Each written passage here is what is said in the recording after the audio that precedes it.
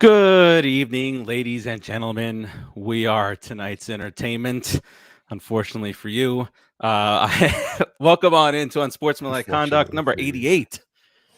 Number 88, guys. I am Steve. Of course, I got my boys here. Starting off with the tribal chief, Timmy T, right on over here. What's going on, sir?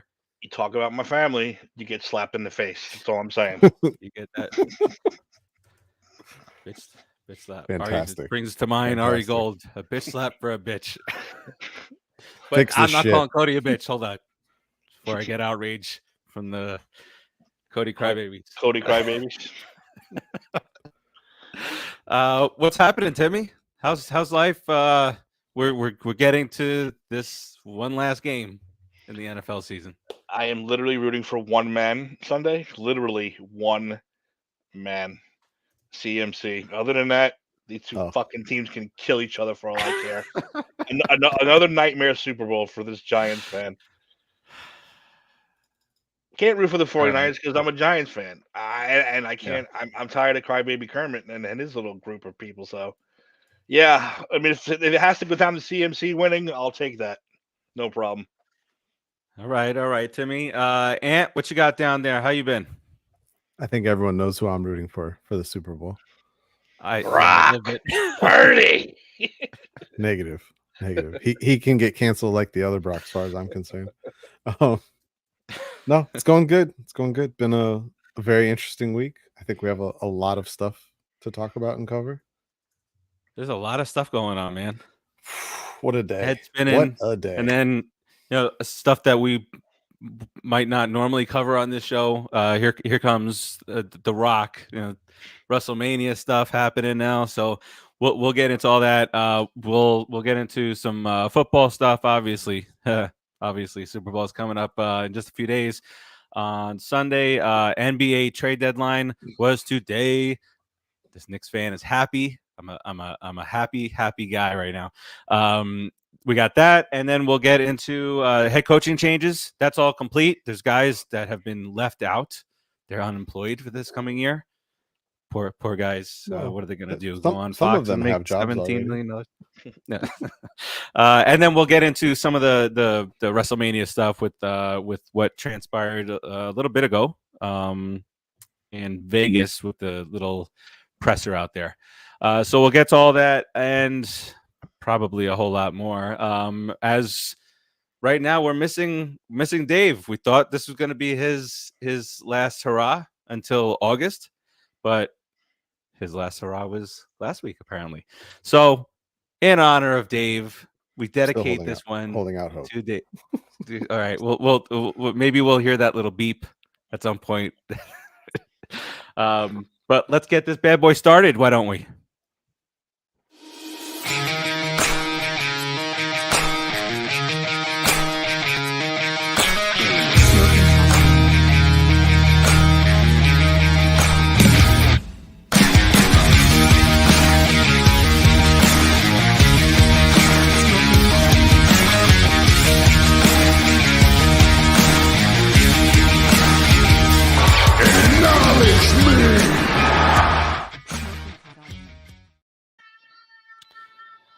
All right, welcome back in as we acknowledge the tribal chief.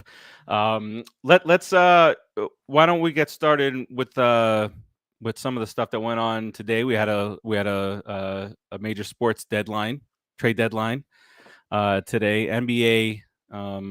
If you haven't heard, let's bring that bad boy up and let's get to the NBA. Still the NBA stuff. Yeah, Ant. I have not asked your opinion. Usually we kind of do this deal where we ask each other's opinion on the trades that went down. I want to hear from you. The last Knicks trade, remember, it was like a play-by-play in our chat. All right, what it's okay right now. Oh, they added this and that. All right, we're good. Now he's having elbow surgery, but That's okay. OG will be back. It's the best case scenario. 3-4 What about the weeks is trade that the nothing. Knicks? Right, exactly. Especially the way the Knicks have been playing, and they'll get two of their bigger guys back at a nice time. But today's trade with Detroit, what are your thoughts on that? Where do you think that? I want to get a non-Knicks fan opinion. What do you think that does for the Knicks right now? It gives them, in my opinion, a roster deep enough to compete with Boston, who I think easily has the deepest roster in the East.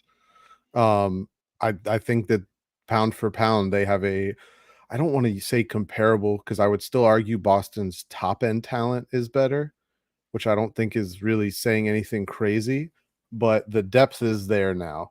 We saw how good this team could be after the OG trade, and it's been, I mean, fitting like a glove is an understatement for how good he's fit with them. And honestly, really, I think more so just, I know you probably don't want to hear this as a Knicks fan. Well, you don't care. They're not on the team anymore.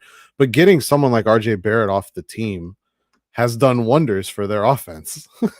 The trade today, adding Bojan and Alec Burks, just it's more depth. It's more depth. It's more scoring. It's more guys that can create. It's more guys that can do things with the ball in their hand. It's everything that they need. Yeah, I don't know. I don't know all the names of who's in the Knicks front office now, but this is not the Knicks team that I remember from all these years of making moves that I've questioned left and right. I think we lost Steve there because he's frozen on my screen. Yeah, we did lose Steve. So I gave Steve my opinion and he ignored me. That's how I feel right now. But I think it was a great, yeah. I thought it was a great trade though, that they made today. I think that the moves that they've been making here over the last 24 months or so have just, they've put themselves in position where they're not just a good team in the East now. I think that they are a legitimate contender in the Eastern Conference to go to the NBA Finals. I say that with confidence with the roster that they've assembled.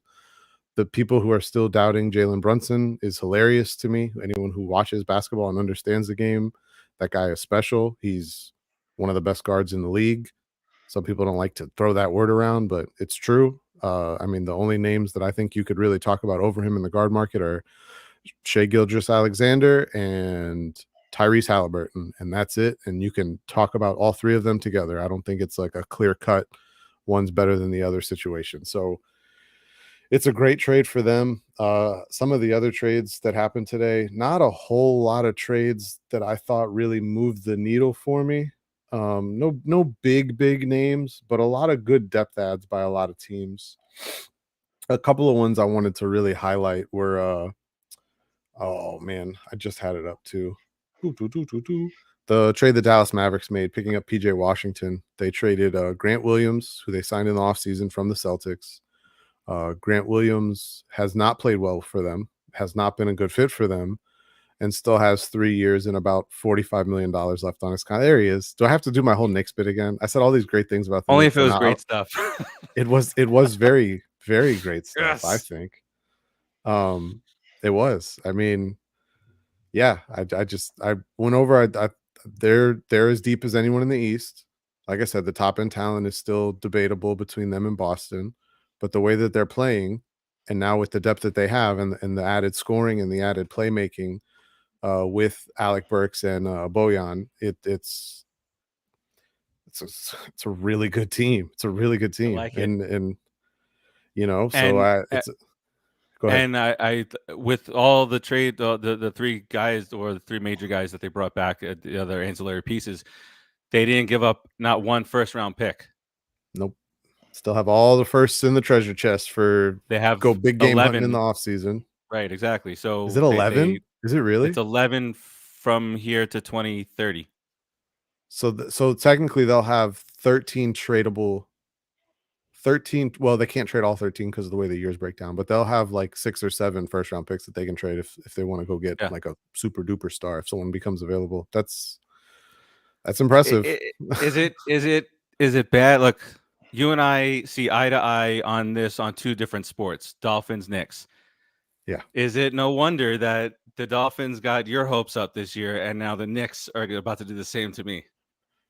Yeah, I mean, and as a we're Knicks on fan, I'm sure parallel that journeys. as a Knicks fan, you have that thought in the back of your head, like, are we really going to do it this year? Could this really be it? I think that there are some things going in your favor there that were not going in my favor as a Dolphins fan. It For still one, doesn't. I don't like it. the player that your season hinges on, I have a lot more faith in than the player that our season hinged on. So I was just saying, when it comes to guards in the league, he's one of the best guards in the league, and I don't think that should be taken lightly. I think that when you're talking about the best guards in the league, you talk about him, you talk about Shai Gilgeous-Alexander, and you talk about Tyrese Halliburton, and those are the three that are in the conversation. There was a story somewhere I saw today. Those exact three. Yeah, those are the best three guards in basketball. NBA executives saying that that they would take Brunson for sure over Halliburton, and it's a real discussion now over what's the name of OKC.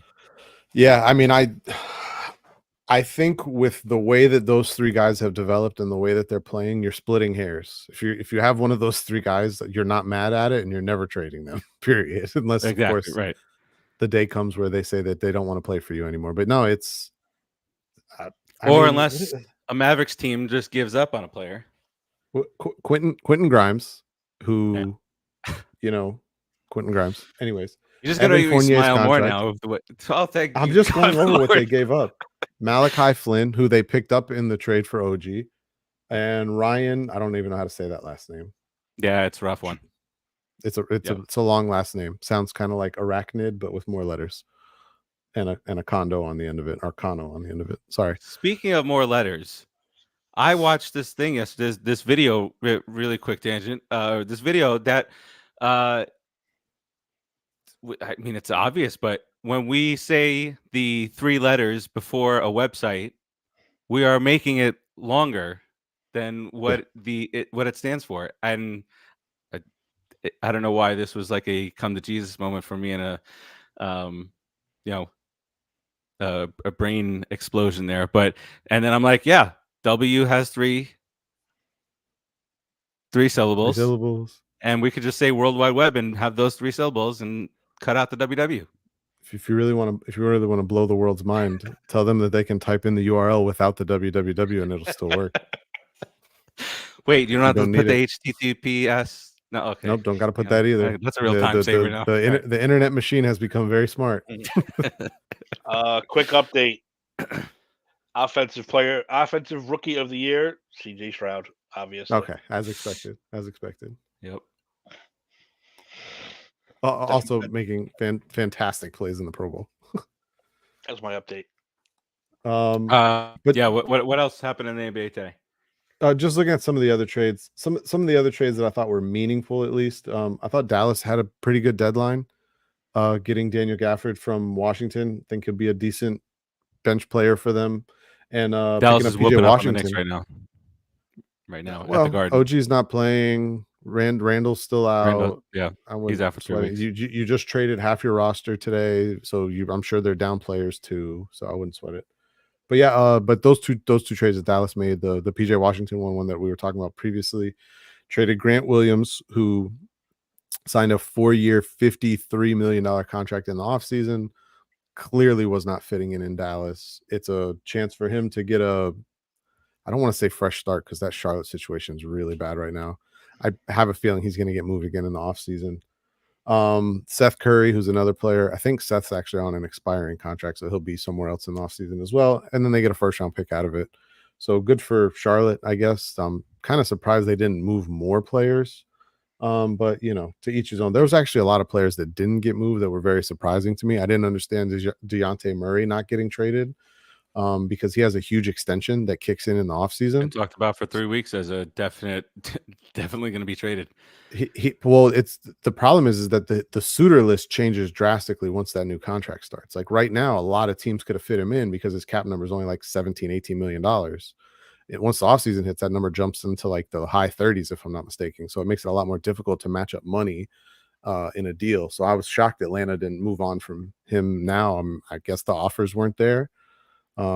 Which part of me says they probably overplayed their hand a little bit. It was said that Miami was very interested in him, and that Miami, from the stuff I've read, Miami was very interested in him. Miami was willing to trade more than they traded for Terry Rozier to go get him, but Atlanta's asking price was absurd. People were saying it included 3 to 4 first-round picks and a player of use and blah, blah, blah, blah, blah. And so, hey, there you go, Atlanta. You get nothing. You get nothing. Nothing. 0. You lose. You lose. Yes. There wasn't a whole, I mean, I thought Boston did okay. I don't understand what Toronto's doing. This is the second year in a row Toronto has looked like they're selling and then made a trade in trading away a first round pick to go get a player that was to play this year for them. I don't understand that at all. I don't understand what the Sixers are doing. They traded like half their bench away today just to get Buddy Hield and desperation mode. But they traded depth. I did not understand their trades at all today. Seems like they're pretty sure they're going to get Kyle Lowry. Good luck with that one. On the game last night, the Golden State and Philadelphia, I was watching for a bit, and they were talking about Philadelphia and Embiid and this whole situation and how there's a potential for panic mode to set in and for them to just get out of line, and kind of what they did. Yeah, I didn't understand their deadline today at all. Like, and, I mean, at least like they went through their next 10 games of schedule, and I don't remember who was saying it. Redick, was it JJ Redick or somebody? But they said it's conceivable for the 76ers to go 1-9 of the next 10. With no Embiid, I mean, Maxi's been great, but that's not enough, in my opinion. And I said, I think they got weaker today. So I didn't understand it at all. I thought the Celtics had all 3 of us in this room. I thought the Celtics had a good deadline. I like the moves that they made. Picking up Jaden Springer from the Sixers for nothing. They picked up 3 players. Who's the oh my god, Xavier Tillman. That trade I think was last night, actually, where they picked up Xavier Tillman from the Grizzlies. I like that trade a lot as well. I just see that. Added decent depth for Boston. They were already deep. I'm not sure any of these players are going to be like prominent players in their rotation, but depth is going to be necessary come playoff time. So those were good moves. I don't understand Detroit not selling harder than they did. I don't understand Atlanta not selling. The Chicago Bulls haven't made a trade in 30 months, a trade involving a player in 30 months. Listen, Detroit is only 7-43. They're still alive in this thing. There's still they could run the table. They could run the table. Mathematically, they're alive. They can get that 10 seed, string a little away from Atlanta. Yeah, I don't understand what they're doing. The Chicago Bulls one baffles me. Like they're 30 months without making a trade involving a player. The only trade they've made in the last 30 months is they made a draft pick swap on draft night where they traded a future second round pick for a second round pick in the draft this past draft. It's the only trade they've made in the last 30 months. That's insane. They're the only team in the league that hasn't made a trade in the last calendar year. The 76ers are all down to the 5 seed, 8.5 out, and just 2.5 up on the Pacers, and just 3 up on the Heat. I saw the rumors today after the deadline went final that they're trying to position themselves to make a run at Paul George this offseason, assuming that him and the Clippers can't come to terms on an extension. Like, that's fine and dandy. Joel Embiid is 30 years old, right? Yeah. I believe he's 30 now. Like, you can't waste years on that guy's prime. I think that's You're right. Silly. You're right. All right. So that's the deadline. And then obviously we were reporting week after week on what was going on. Let's not forget who the big loser was. LeBron. Just gonna say. Doesn't this feel, actually we should touch on this. So you have the rumors come out a couple weeks ago that like, oh, maybe he'll ask out, maybe they'll trade him. And then there's another report that comes out that people close to LeBron say he really values the fact that he's never asked out, from a situation. He's never asked for a trade, blah, blah, blah, blah, blah, blah. He's fulfilled every contract he's ever signed, which is a true statement. Yeah, they didn't make any moves to get better. They're currently the 9th seed in the West. So they're in the play-in. Not great though. That's a you lose But one they're- game and you're done. Yeah, they're only a game and a half into the play-in with Golden State. Golden State's quick game and a half out. update. NFL moment of the year. I already hate this show. It's whack to Lamb against the Lions. Why is that the moment of Why the is year? it the moment of the I don't know because I don't even know what moment you're talking about. How can that be the he moment was, of the year? He was in the end zone. He was going to get sacked, and he hurled the ball up, and Lamb just happened to be really fucking fast and caught it and ran for the touchdown like 80-something yards. How whack celebrated that, I don't know, but yeah. How's that moment of the year, though? Moment of the year. I don't get it either. Come on, man. I literally don't even remember the play. I'm going to have to look it up later just so I can refresh my own memory. He was going to get sacked, whacked, was going to get sacked, and then he scrambled he threw the ball up in the air, and Lamb just happened to fucking outrun Jesus on that play and caught it and ran 85 yards, something like that. Feels like there was a lot of plays that were way more memorable than that one this year. I would say so. Screw whack. Oh, hey, they wanted to make sure the Dallas Cowboys won something, okay? I guess so. Well, right now it's defensive player of the year, so Mike is up for that. So he could win this one. We'll see who wins. He's not winning it. They're about to announce it. It's TJ Watt. It's TJ Watt. Has to be. I think it's going to be Max Crosby. I'm okay with that too. Also, premier pass rusher, one of the best in the league. Way better than that guy who played. Oh, here it is, the play. This is the play of the year. Let's see it. The play so memorable, no one remembered 13, it. Blitz coming. Prescott able to get out of the end zone. That's not even impressive. It out for Lamb. He fell down. And the guy fell down. When he gets there, it's a touchdown, Cowboys. This has got to be a joke. No, that was it. I'm not lying. I would not promote the Cowboys for anything, even as a joke. That's terrible. That's terrible. That's the worst play of the year I think we've ever had. Do these things. I don't understand that either, because like, one, it wasn't really a great throw. Two, the defender fell down. Yeah. So who gives a shit? Nobody was there to contest the throw. God. Just in case anyone was wondering, Nick Bosa did not finish in the top 15 in sacks this year. Myles Garrett, highest paid defensive player ever. Okay, I'm okay with that one too. Yeah. Whenever a defensive player lines up on one side of the formation and you put two tight ends over there to help block him, and then before the snap he moves to the other side of the formation and you literally motion both tight ends to the other side to help, I think that means that guy's pretty good. That's right. Player of the year. All right, that's good. Or him doing. You know what should have been the most memorable play of the year? A play that I will always remember is Myles Garrett walking up to the center before the snap, doing NBA crossovers, and then they snap the ball, and he keeps doing it and crosses the center and gets a sack. That was the most memorable play of the year. How about that? That's way better than that fucking Dak play.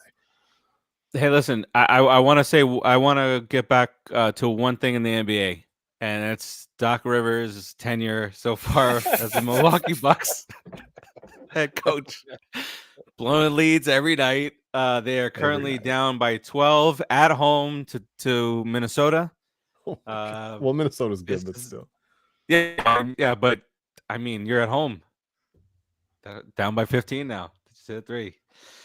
So not the not the, we always talk about, you fire a manager or a head coach during the season that provides a spark. What was their record when he was hired? Was it 31 and 12? His first game with them was the Denver game, right? His first game with them was the Denver game. Yes. So they're 1-4 since he took over, and they're losing right now. And their one win was against a depleted Dallas team. Oh, that's great. Raul, what's up, man? It says the moment of the year happened in the WWE about 1.5 hours ago. Better than the Cowboys play. Raul, what a segue. We should just go straight to the WWE talk now. That's the perfect segue. I don't have a background for the WWE stuff. That's okay. We got this. We're good. All right. I want Tim to go first, though. Can you put the Just Too Sweet banner back there, or no? It doesn't work. Yeah, just put the Just Too Sweet banner up for a minute. Well, then you have to switch brands. To switch the entire. Oh, all right. Brands. Never mind. That's obviously way too complicated. So Tim, What do you want to talk about? Right, as What Cody you- would say. As Cody would say. Cody crybabies. Crybaby. Yeah. So it is official. The Rock has turned heel, and I love it. I love it. I love it. I love it. I love every second of it. Yeah. So we had the conference tonight, which was a bunch of horse shit until that moment. The fact that Seth and Roman going at it, first of all, were fantastic. I love the way they're going at each other. Roman announcing that he is going to face The Rock. Everyone's like, you can't do that. He's like, I can do whatever I want. I'm fucking tribal chief. I can do whatever the hell I want. Rock comes out, half booed, half cheers, but then they really turned the boos on, which I enjoyed so much. Cody finally comes out, says he picks fucking Roman. Roman goes ballistic.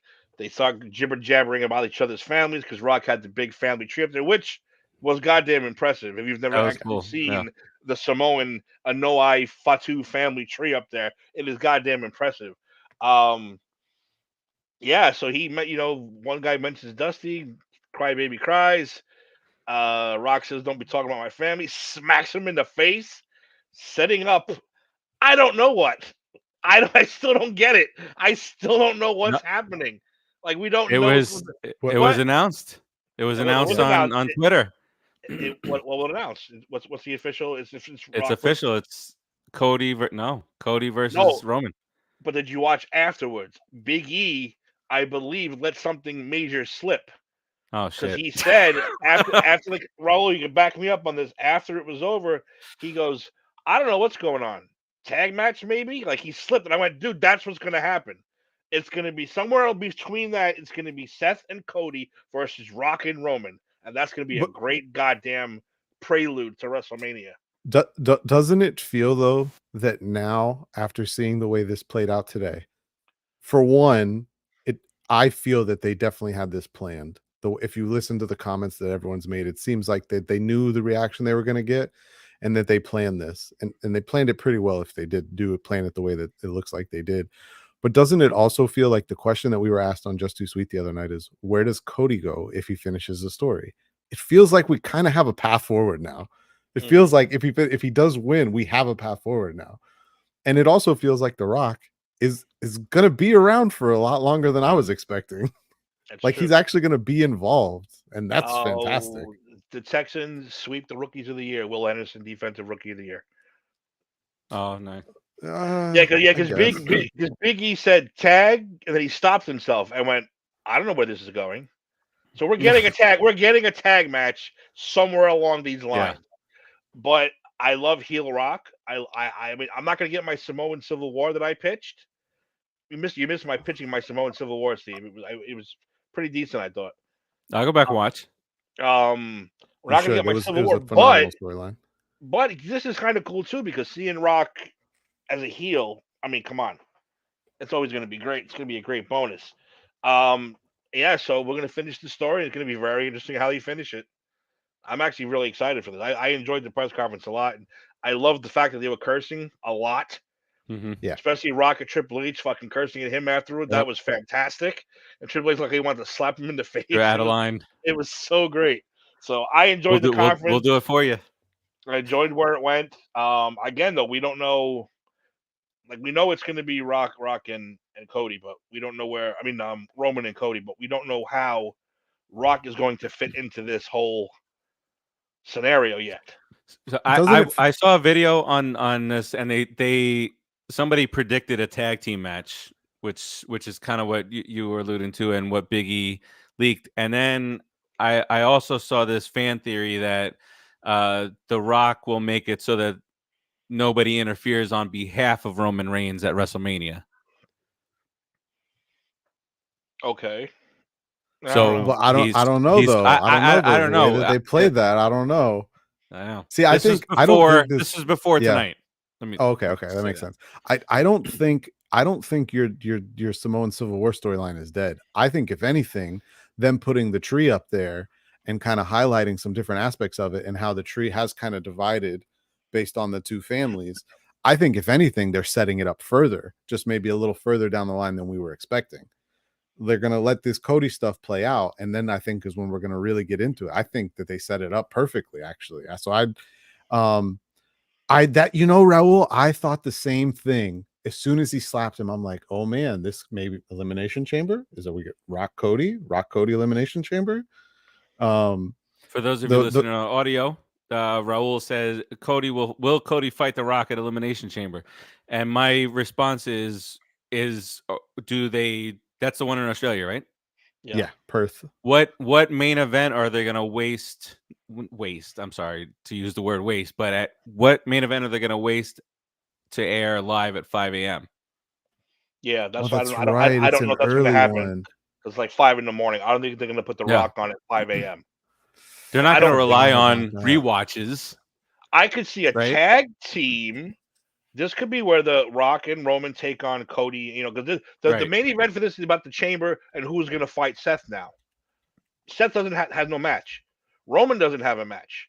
Roman is back, and Cody doesn't have a match now at Elimination Chamber. This is all about who's going to fight Seth for WrestleMania. Same with the women.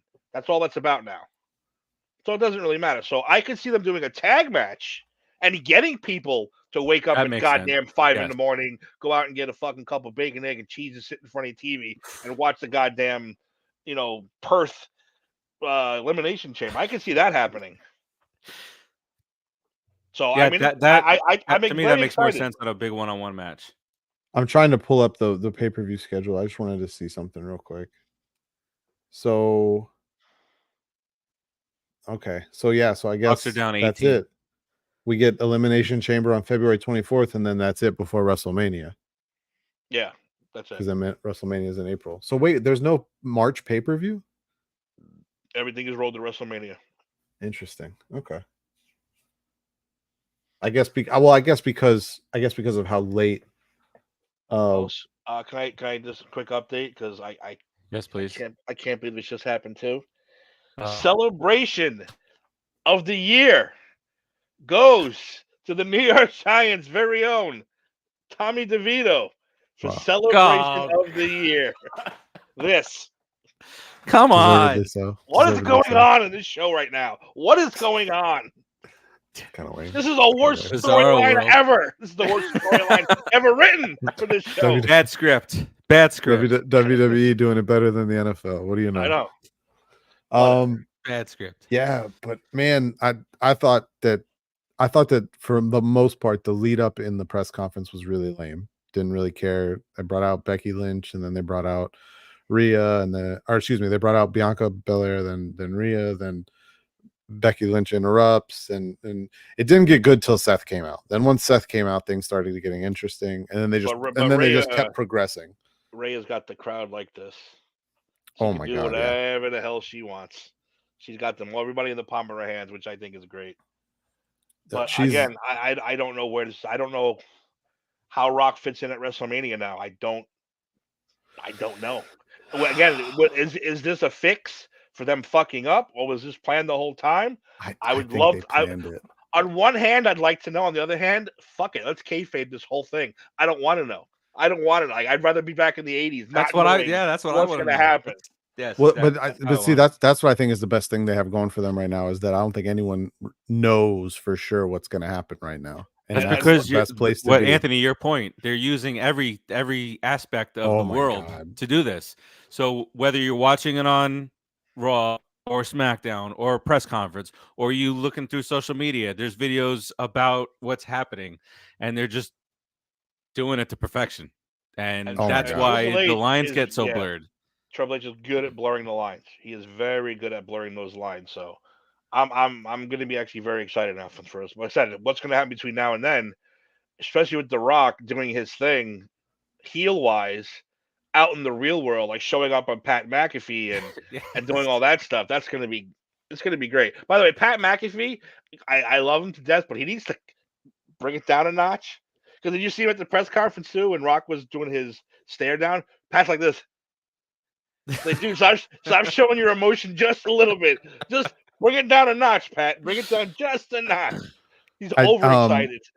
I'm not gonna lie. When Cody made the comment about your let's be thankful your grandfather isn't here because he'd be ashamed of you to Mhm. Roman. I thought that was going to be a point where maybe The Rock went face and sided with Cody. So I was not expecting the way it played out after that, but it was great the way it did. See, And like, but that part didn't make sense because to me. Now you let me know if you think otherwise. When Cody said that and he was saying your grandfather and his grandfather would be ashamed of you, he only looked at Roman. He didn't say anything bad about The Rock's grandfather. But he also made He the didn't talk comments shit. about, that neither of you have been cooking in the last 2 years. So who Yes, cares who's sitting at the head but of your table?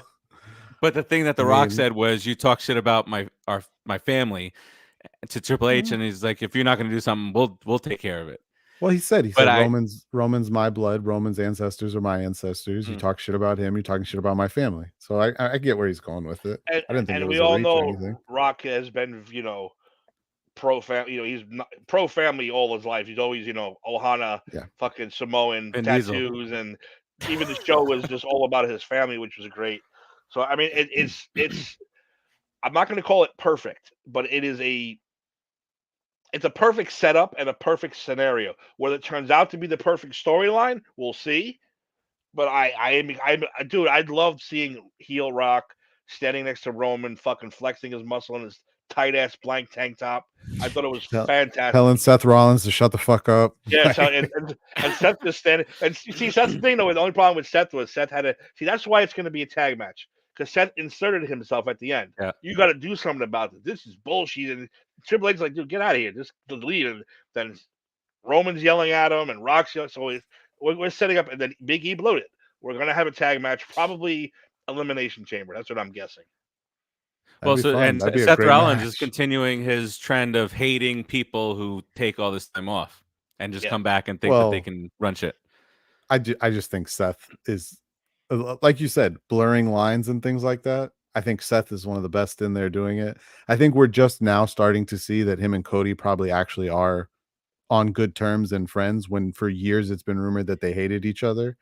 And even with the stuff with him and CM Punk, like I don't fully believe that they hate each other. I think it's a work, but the beauty of it is I'm not sure. So like I'm not sure. I don't know for sure.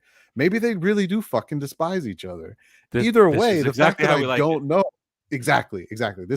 We talked about this months ago. Like, this is the way it should be, where you don't know, where those lines are blurred perfectly, where you're not sure what's real and what's not, what's a work and what's real. And like, dude, it's perfect right now. I was extremely hard on Punk, extremely hard, but he's been. I mean, even since he's been hurt, he's been fantastic. It looks like he's finally. I don't know what went on in AEW.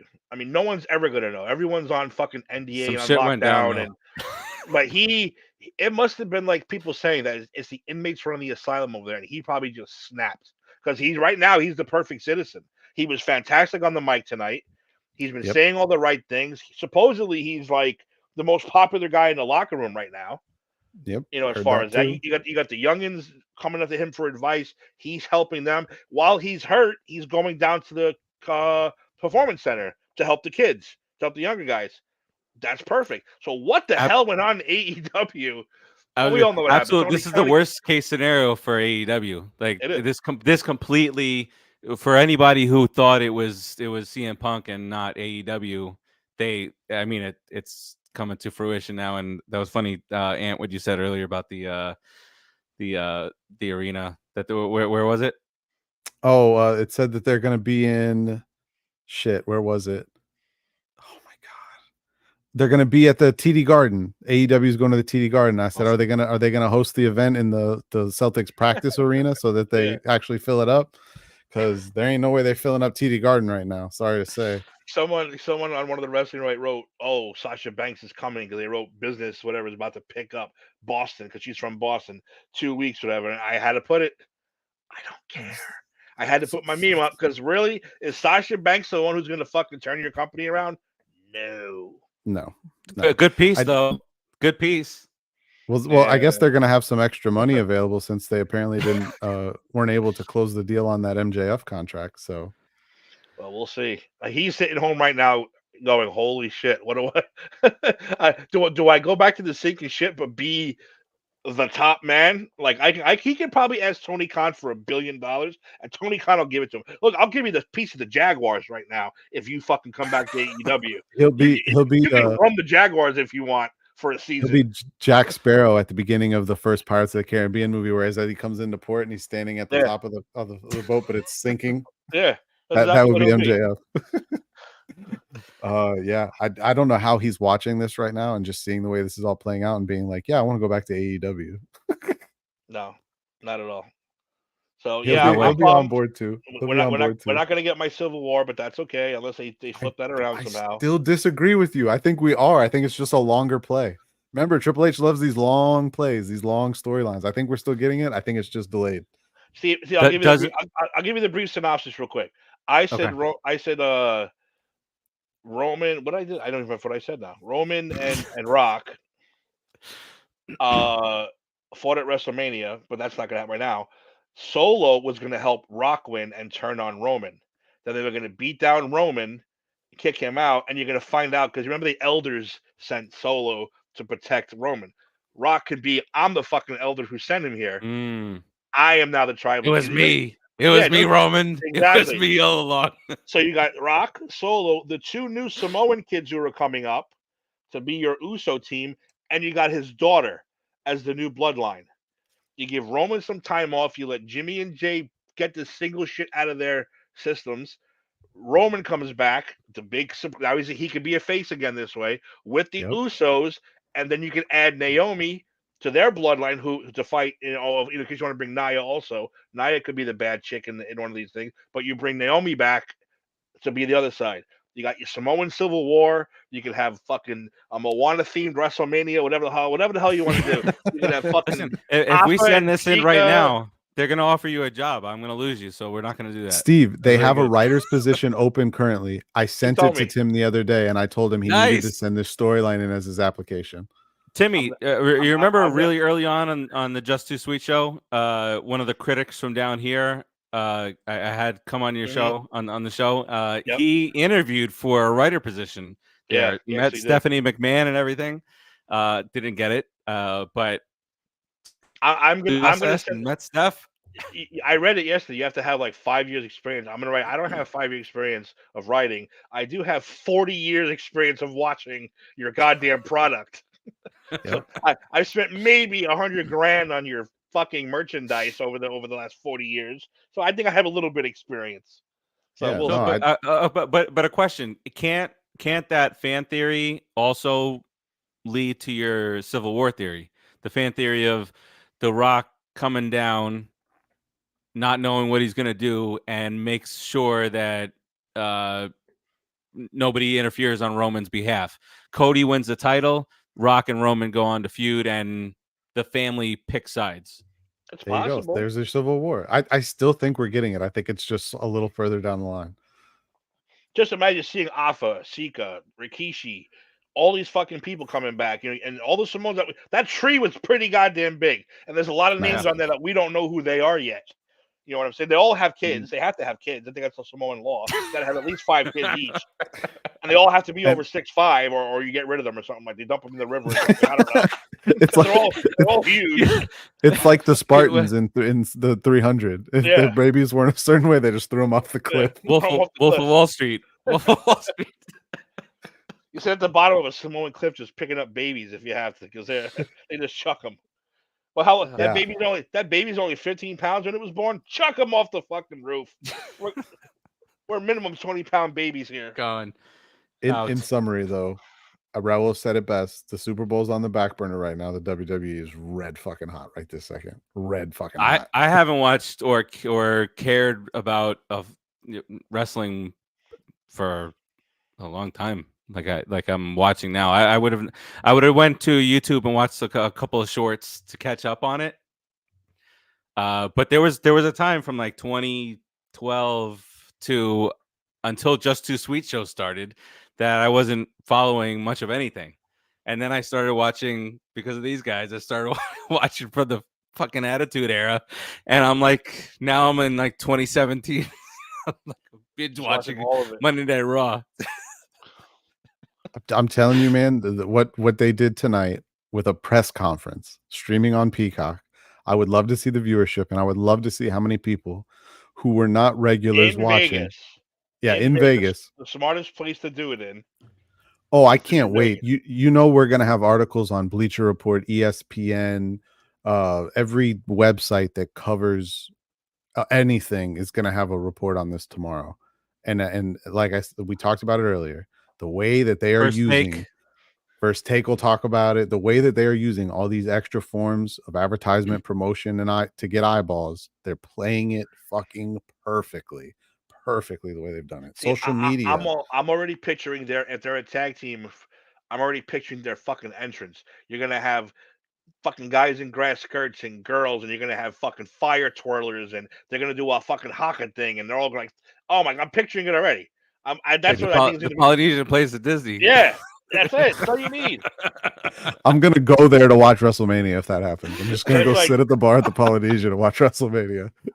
Oh my god, I just thought of something too.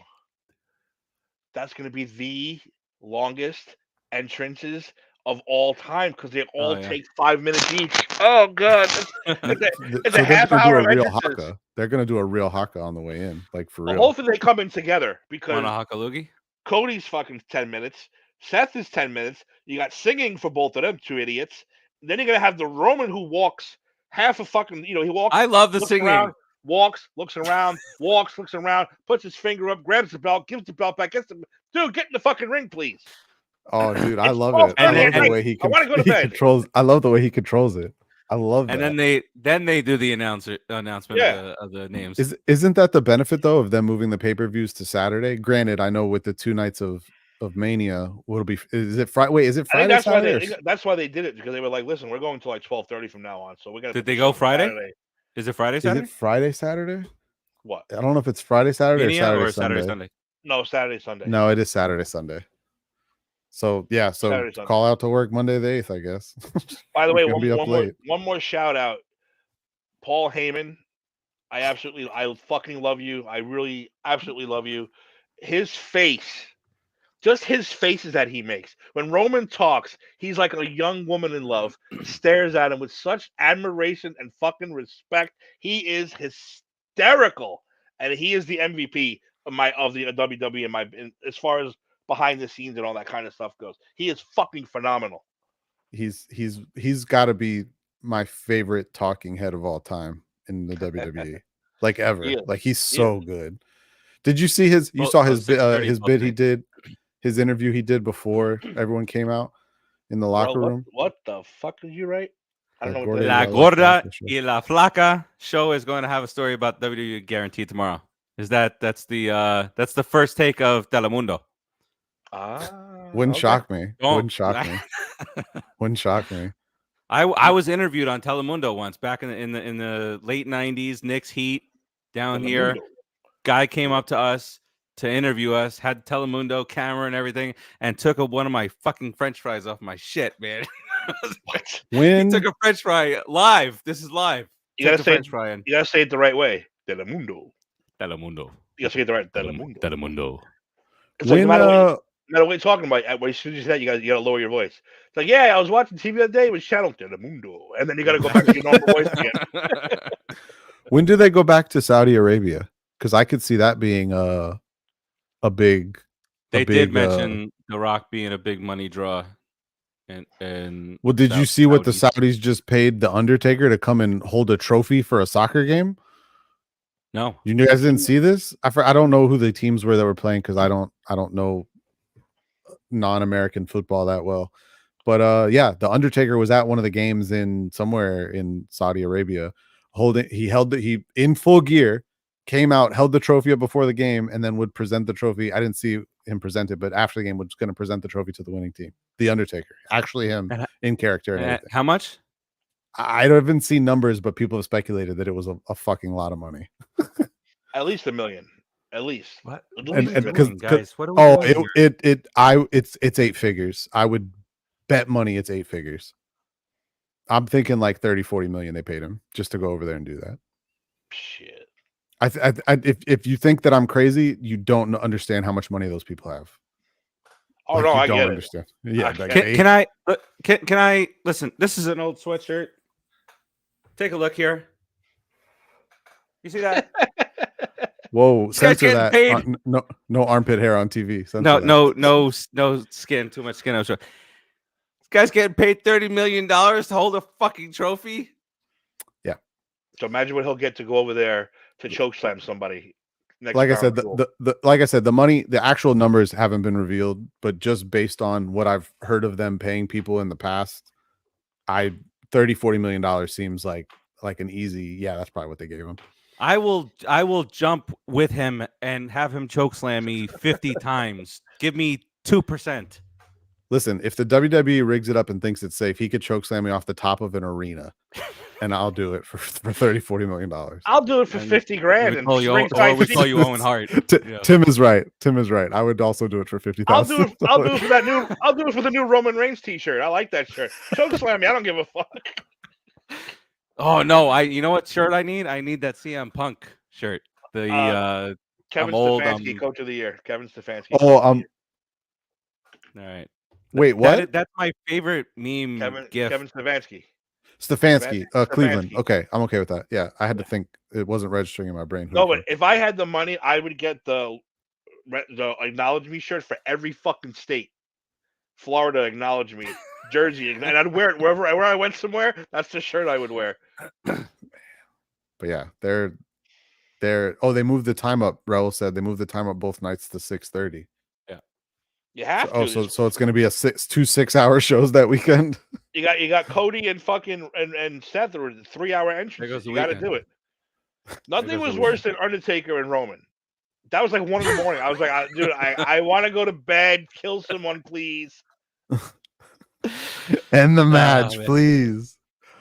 Throw in the damn towel. Throw the damn towel. Throw the damn towel. All right, we're gonna switch gears here. We're gonna head to the NFL, but before we get to the NFL, just want to say that the Bucks are down by 27 at home. Doc Rivers, listen, great decision-making skills in Milwaukee right now. Go ahead and fire your coach at 31-10, and see what the great Doc Rivers can get done for you. The Knicks cut it to 7. But it is now up to 13, and that game's over there. About minute 18 to go. Suns up by 15, and in a game that barely matters, the Bulls and the Grizzlies are tied at 95. So that's your NBA. Let's head on to the NFL. Why don't we, fellas? Before we get to talk about the big game with lots of money that we can gamble on. Will we get fined if we say it? No, right? Yeah. What? Super Bowl. Oh no. Do we have to say it's a big game too? No. We can call it the Super Bowl. The Super Bowl. But before we get to the Super Bowl, let's get into we talked for weeks about head coaching vacancies, and Bill Belichick. I remember at one point we were talking about Bill Belichick going to meet the owner of the Falcons, and we thought it was a done deal, and that didn't work out. So NFL head coaching changes. Let's run through the list. And you have that up? I know your memory. I do. We'll go A to whatever letter it ended at. The Atlanta Falcons fired Arthur Smith. He was the first coach fired, and they brought in Raheem Morris, who was actually their defensive coordinator 7 years ago, 6, something like that. That is one. The Carolina Panthers fired Frank Reich in season, and they brought in Dave Canales, who was the offensive coordinator for the Tampa Bay Buccaneers this season, worked with Baker Mayfield, and was the OC of I think we could say that, right? The best year of Baker's career, right? I don't think that's close. Best year of Baker's career. Everyone seems on board with that statement. The East did rise. Oh, the Las Vegas Raiders changed the interim tag title on Antonio Pierce, made him their full-time head coach.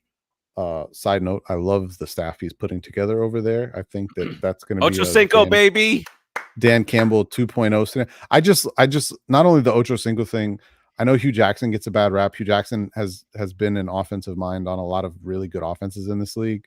And Marvin Lewis also being on that staff, regardless of how you feel about Marvin Lewis, Marvin Lewis had a lot of success in this league as a head coach and is a very good defensive mind. Bringing in that kind of experience to his staff, I think, is all good things. Even bringing in Luke Getsy as his OC, who the Bears let go of, I like that move as well. The Los Angeles Chargers, probably the best coach that our prince who has been promised, who has not delivered as of yet, Justin Herbert, has ever had. Jim Harbaugh goes to the Chargers. I hate their offensive coordinator hire, but I'm hoping Harbaugh keeps Greg Roman on a leash. The New England Patriots, obviously Bill Belichick out, Gerard Mayo in. A lot of speculation that he was going to be the replacement anyway after he signed that massive assistant coach contract. Do you think Gerard Mayo's gonna do the beanie, the hoodie thing like Bill did? And it doesn't look the same if you have sleeves on it. You got to cut the sleeves off when it's cold out. Well, I could just do that right now. Listen, yeah. Gerard Mayo's hoodie almost took my mic out. His hood will be baggy, where Belichick's was fucking tight like a bonnet. Yeah. See, Raul's very happy about the hire, Antonio Pierce and the staff to his Vegas Raiders. That's right. I forgot Raul's Vegas. Really quick, rewind on Baker Mayfield. So this year he threw for 4,044 yards, 28 touchdowns, 10 interceptions. His comp year to this, I guess, would be his 2020 season. 3,563 yards, 26 touchdowns, 8 interceptions. He's sitting at NFL honors, by the way, with his hot ass wife. They're there. Just to speak on the Kevin Stefanski Coach of the Year. Does everyone know how the voting goes for those? It's Associated Press, isn't it? Right, but every member who votes they get 3 votes, and they rank their 3 votes first, second, and third, and you get points depending on where you were placed. So you get more points for first place than you do. So I think it's just 3-2-1. I think it's a simple math equation. DeMeco Ryans and Kevin Stefanski actually had the same amount of points, 165 in that voting, but Stefanski had 21 first place votes, and Ryans only had 20. So that was a very close race. A very close race. So where does your vote go? I would have for that one. I would have. We're talking head coaches. I want to say Ryans, but Stefanski. Well, I wouldn't have been mad at that one either. I think it's splitting hairs. Stefanski, what he did with a team that had was missing 60% of its offensive line, didn't have their $250 million quarterback, signed Joe Flacco off the street midseason. I would argue that helped. I mean, it did help, but I'm saying like the fact that Joe Flacco was who they had quarterbacking their off. They're the first team in NFL history to win a game with 4 different starting quarterbacks in one season. That's pretty impressive stuff. So I mean, like, it's hard to say Stefanski didn't deserve it, but I mean, did any of us think that the Houston Texans would be playing in the second round of the AFC playoffs this year? Not this guy. I didn't believe it. No way. I watched Dave's Boom Roasted from the first week, and he laid into the Texans. I don't remember what he said, but just that Texans were awful or some shit. And here we go. The Lions are awful. The Texans are awful. All these teams are making the playoffs. So we know how that goes. By the way, Penn and Teller just turned Roger Goodell into Barry Sanders. Yeah, I am not going to explain how. I don't even know how to respond to that. Just go watch it. Just go watch it yourself. There's no way to respond without getting canceled. That's exactly. We'll jump back to the head coaching changes real quick. Mike McDonald, the Ravens defensive coordinator, replaces Pete Carroll in Seattle. The Tennessee Titans hired someone. Where the hell? Oh, Brian Callahan. Thank God. I'm like, where the hell is his name? They hired Bengals offensive coordinator Brian Callahan to replace Mike Vrabel. Callahan Auto Parts. And last but not least, the Washington Seawards fired Ron Rivera. And after getting shut down by Ben Johnson, offensive coordinator of the Detroit Lions, hired Dan Quinn, defensive coordinator from the Dallas Cowboys, who got replaced today. Mike Zimmer has been named the Dallas Cowboys' new DC. Which I know you guys don't. I know you guys don't want to hear this. That's a really good hire by them. Yeah.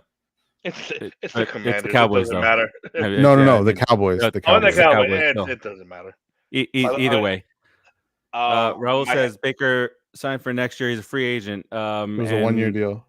Yeah, his comments today when asked about the whole free agency deal, he says, "I want a chance to play for a Super Bowl and not be doing media row like this, and just being a good organization." Because he was on that I forget what show. That's kind of what I weighed last year, going to free agency, being a good spot to have success. And he says he said money is important, and if I didn't say that, I'd be lying. Obviously, he's gonna get franchise tagged, I think. Update: AP Offensive Player of the Year, Christian McCaffrey beating out Wack, Lamar, Tyreek, all those other guys. He should win MVP too. And he's handsome too. Just gonna put that out there. Good looking young man. That's what I'm rooting for this Sunday, and nobody else. So let me ask you a question on Baker. As long as they lose. Question for you guys on Baker. Obviously, Mike Evans is also a free agent here. If do you think Baker coming back hinges on Mike Evans coming back? Like, are they confident in Baker as a quarterback as a whole, or as a quarterback with Mike Evans? Look, Baker had a great year. We can't deny that. Yes. But he's not going to be a hot commodity in the free agent market. So I don't think he has many choices. Whether they really, I don't know. I don't think people are going to be who maybe the Redskins. I'm sorry, the Commanders. And any team that doesn't have a starting quarterback. I mean, you got to remember there's a lot of teams. The Vikings don't have a starting quarterback as of right now. The Steelers don't have a starting quarterback as of right now. The Commanders don't have a starting quarterback as of right now. I don't know. I can't see some of those teams wanting to put up with him just in case. But his locker rooms always love him. He's never had a problem. Like the players on the team and even the coaches have always. The only coach I think he ever had trouble with was whoever was the first coach he had in Cleveland, who didn't want to start him right away. But he's pretty much gotten. I mean, if you listen to his teammates talk about him, they all pretty much love him. So, but to touch on the Bucs and what they may or may not do, they only have $37 million in cap space right now, which means if they have to tag one of those players, that's pretty much all of their money. It's a problem. Yeah, right. Exactly. So ESPN listed a group of 13 teams. I think it's 13. Yes, 13 teams that could be in the market for a quarterback this coming year. And so they list Arizona, but we don't think so, right? Atlanta, Chicago, probably not. Denver, Vegas, Minnesota, New England, New Orleans, Pittsburgh, Seattle, Tampa, the Titans, as much as some on this show might want to disagree on that, and the Commanders. So I agree with Timmy to the point where I don't think that there's going to be teams that are fighting over Baker Mayfield. It's good, they're not. I feel like these teams will pivot to whatever. Like Baker is not a. Sorry to say this, Dave, but Baker's not the like Timmy said. He's not going to be a hot commodity. He's not done much where there's not weapons. So a team that's going to get him, I would assume, it would be a whole hell of a lot more confident with weapons than what they may have here, like a Washington team. Just because I'm trying to prepare for life after Dave, where I have to play devil's advocate more often. Aside from Patrick Mahomes, which quarterbacks perform well without weapons? No, I'm not saying that. I'm saying that I'm kind of connecting this to the Mike Evans thing. So if Tampa doesn't bring back Mike Evans, is Baker all that? Is he very appealing at that point? In Tampa, that's all I'm saying. If he loses that weapon, you have to give me what the alternative is, though. They draft in the 20s. They have their first round pick, but their picks in the 20s, so they're not getting any of the premier rookies. So Right. if you're not re-signing Baker, what are you doing? You're going to go sign Kirk Cousins, who's like So 9 years older than Baker? So Tampa is like if Evans leaves, you're looking at stopgap type thing. So yeah, Baker's good for that. Okay. As long as the organization realizes that Baker minus Mike Evans is not going to take you to the promised land. Godwin's got to step up, but But it's going to be a lot easier for Right. them to try and replace a 31-year-old receiver, despite how good Mike Evans is. Like, and they won't be able to fully replace him. But it's going to be a lot easier for them to replace him than to find a competent quarterback. There just isn't a ton of I agree them. with that. I wholeheartedly agree with that. I think they probably figure out the math and get them both, though. Let's say forget Tampa. Let's say Baker's gone. Tennessee, Washington, Seattle, Pittsburgh, New Orleans, New England. There's a lot of options there. But again, is he that appealing without weapons? Minnesota? If Jefferson resigns Addison, that's a good spot for Baker. I think that'd be a great fit. Right, Minnesota. That's the only reason why I say I don't know that a lot of What teams are going to be fighting Pittsburgh? over him, but Pittsburgh too. I mean, I'm not crazy about their new OC, but he has produced good offenses. So Arthur Smith is their new offensive coordinator, for those wondering. In Pittsburgh. But no, I think he'll have a market. New England wouldn't benefit from him, No, they're going to draft the guy though. Yeah. I think at least. Yes. Yeah. Now the Bill's gone. They're definitely gonna draft. They should get better. Supposedly, there's a lot of ties in the organization to Jaden Daniels, so we'll see what happens. Real quick, NFL Hall of Fame class: Dwight Freeney, Andre Johnson, Randy Grishar, Patrick Willis, Steve Mongo McMichael, and Devin Hester. Devin Hester finally gets in. There we go. Hester. I've long had the argument with people about why Devin Hester deserved to be in the Hall of Fame, and I don't think it's a very hard argument, but some people disagree with it. And Julius Peppers, also deserving. Andre Johnson, same thing. Those are all. Hester, I didn't have a problem with any argument. Like that's he unicorn. I mean, you kicked him and you lose. Yeah, and you lose. He's the greatest return man in NFL history. Statistically, metaphorically, physically, mentally, however you want to word it. He's the greatest return man in NFL history. Therefore, he should be in the Hall of Fame. Did Edgar Martinez deserve it because the guy was a fucking DH for 30 years? It's the same argument. Yeah, exactly. You know what I'm saying? But I think if you're in the upper echelon of whatever position you play, you deserve the accolades. Yeah, unless you're make it. Yeah, if punters can make it, why can't a kick returner make it? That's are there punters in the Hall of Fame? Make fun of. There's got to be a punter in the Hall of Fame. Oh man, this is getting looked up right now. There has to be a punter. You're telling me Raul Alegre is not in the Hall of Fame? Ray Guy, first full-time punter inducted, class of 2014. Is he the only one though? Although all but one in training. Yeah, he's the only punter. It only takes one, baby. It only takes one. Like Vin Diesel said, it doesn't matter if you're in by an inch or a mile. Winning's winning. You got one punter in there, it opens the door for everybody. It's by inch. Man. All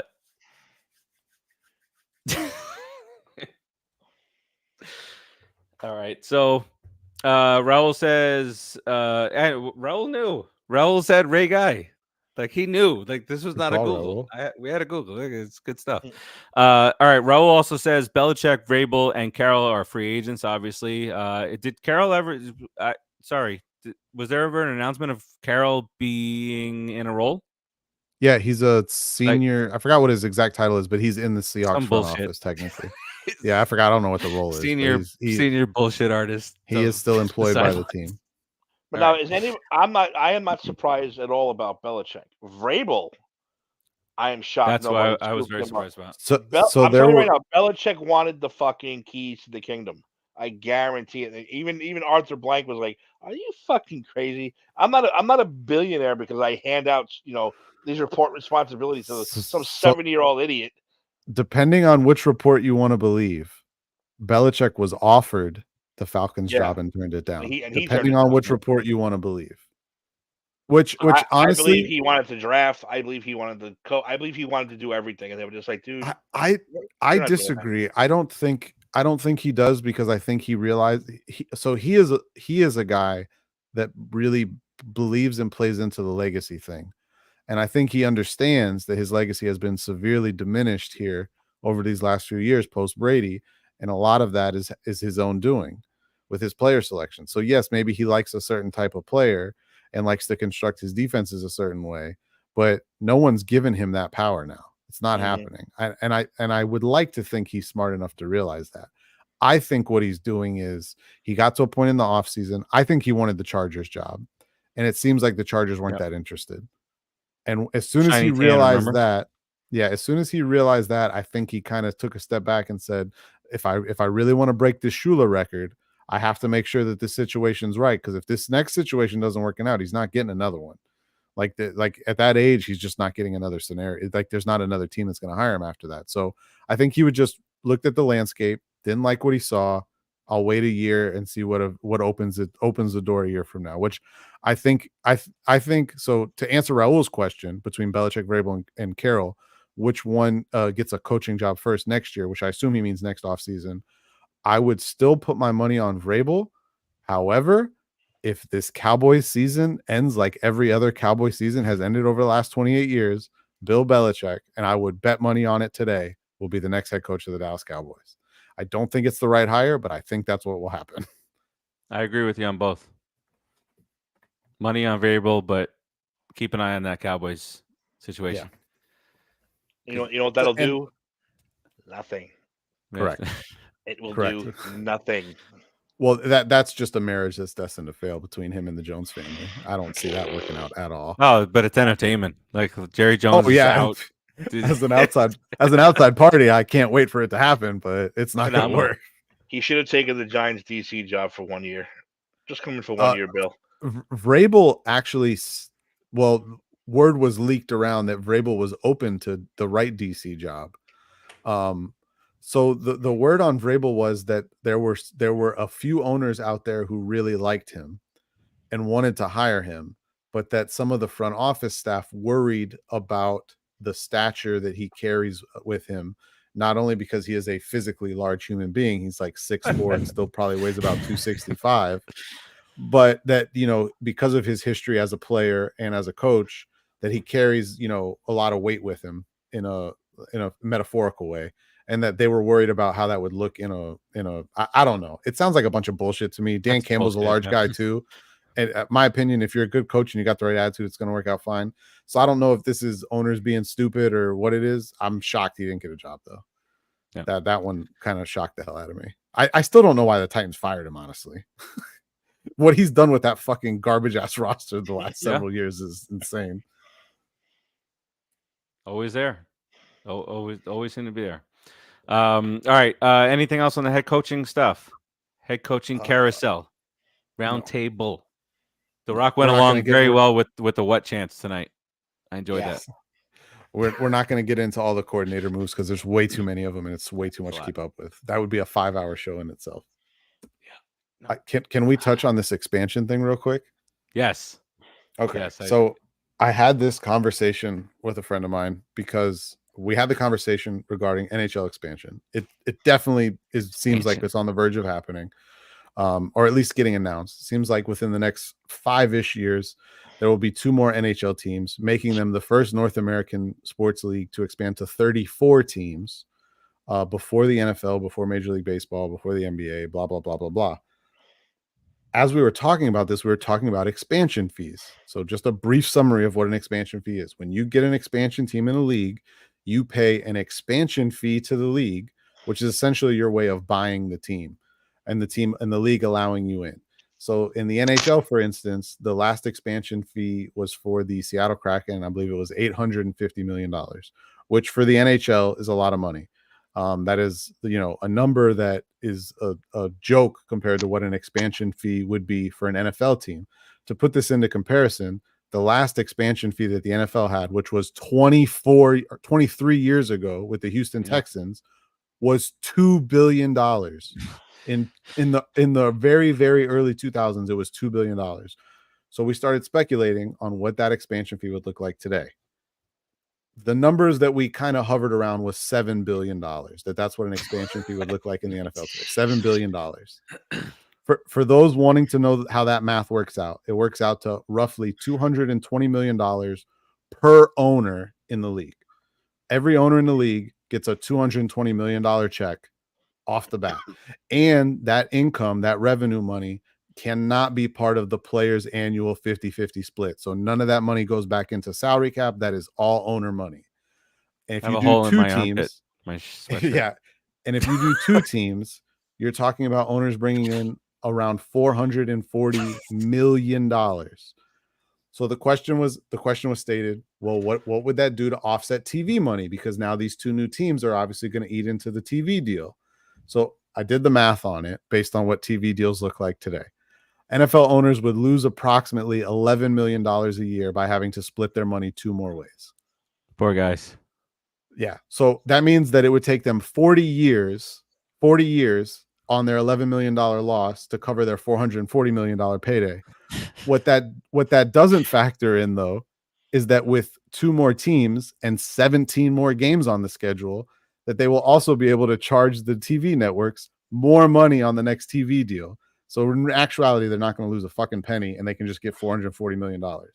So I said all that to say this. If the NFL were to expand, where is it and why? Like what city? Yep. That's what I want to know. Where would these teams go? I'm thinking their next stop is across the fucking pond. So we talked about that one a lot. I don't think you can do it just from a traveling standpoint. You can't have a team having 24 hours of flight time every week. No, that's way too much flight time. Then you have the week off the following week. But that creates an unfair schedule advantage that every team that goes to play London would then have an automatic bye week after. It would make for a scheduling nightmare. That's the way the cookie crumbles. If that's the money, it's all about the fucking money. Plus, you have to also take into account that NFL owners have been extremely reluctant to expand outside of the U.S. for the tax purposes of it, because of the tax ramifications that come from having a team that's not in the U.S. Like I said, I'm not gonna lie. Me and my friend talked about this for like 3 hours the other day, and we hashed out a lot of this. So this is why I wanted to bring it up with you guys to get your guys' opinions on it. I think Texas. I'm cheating. I'm looking at a list here. Oh, I think Texas can handle another team. Fuck Texas. What? This is the one that we thought was the best location. My theory was you take San Antonio and Austin, which are two of the bigger cities in Texas, and they're far enough away from Dallas where Jerry Jones can suck a fat one. I don't want to hear him bitch about it. They don't play. And you build a stadium smack dab in the middle of San Antonio and Austin, Texas, and you pull from those two markets, and then you have a third team in Texas, which 100% could support it, and would win a Super Bowl before the Cowboys. Very likely. Hopefully. Right now I'm praying to God the Texans do. What else? Toronto was one that came up, but then it comes back into the whole Canadian tax issues and nobody cares about Canada. I think Chicago could another team. Nobody cares about Canada. Nobody blame Canada. Blame Canada. I had made the comment, and I've actually said this years ago. I actually thought that the Bills, when they were having their issues getting a stadium done, should have moved to Toronto. That is a far bigger market than Buffalo. Oh, if Bon Jovi would have bought the team, that's what he would have done. Was that his plan, to move them to Toronto? He was going to move them if he had to. You remember Buffalo banning Bon Jovi? They banned Bon Jovi on all the radios. Yeah. Oh, I do remember that. You're right. Right. That's opening week though, Raul. Do we have Thursday night opening and then a Friday night game in Brazil? Friday night. I don't mind a Friday night game. So Texas. I think Texas. I think Chicago can handle another team. I could see that. And I would have to go to California somewhere. So here's the problem. Do you go back to or you're San Diego or San Diego maybe? No, you don't go to San Diego because their teams all blow. But I would say like Sacramento maybe. Try them out. I could see. So this is the top 10 largest cities without an NFL team. for St. the Louis. intrigue. We'll start at 10. Number 10, Memphis. Number 9. Memphis is a good one. This is a good is one I thought about before the list. Louisville, Kentucky. Surprisingly large city for those who haven't been or there. as they say there, Louisville. Louisville. You can't. Louisville. All right, I'm not gonna. I might get myself canceled. As someone who lived not too far from there, it's Louisville. They can't afford. They can't afford to go to no football game. You'd be shocked. You'd be shocked at what a Louisville Cardinals game looks like on Saturday. Let's go down to the foosball. That's the Cardinals games is what I was referring to as. There's 80,000 people in that bad boy every Saturday, like it's nothing. Number 8 is Portland, Oregon. Number 7, El Paso, Texas. Number 6, OKC. Number 5, Columbus, Ohio. Number 4, Austin, Texas. Number 3, San Jose, California. Number 2, San Diego, and number 1, San Antonio. Stay out of San Diego. There's no need for those are the largest populated cities without an NFL. I think San Diego. I think the people in San Diego realize that they live in the most beautiful place in America, and they just don't care about sports there. It's all good. It's true. They're like, screw you. That's just my opinion on it. They're like, sports. Who cares? We live in fucking San Diego. Who cares about sports? If I'm watching sports, I can't be down at the beach.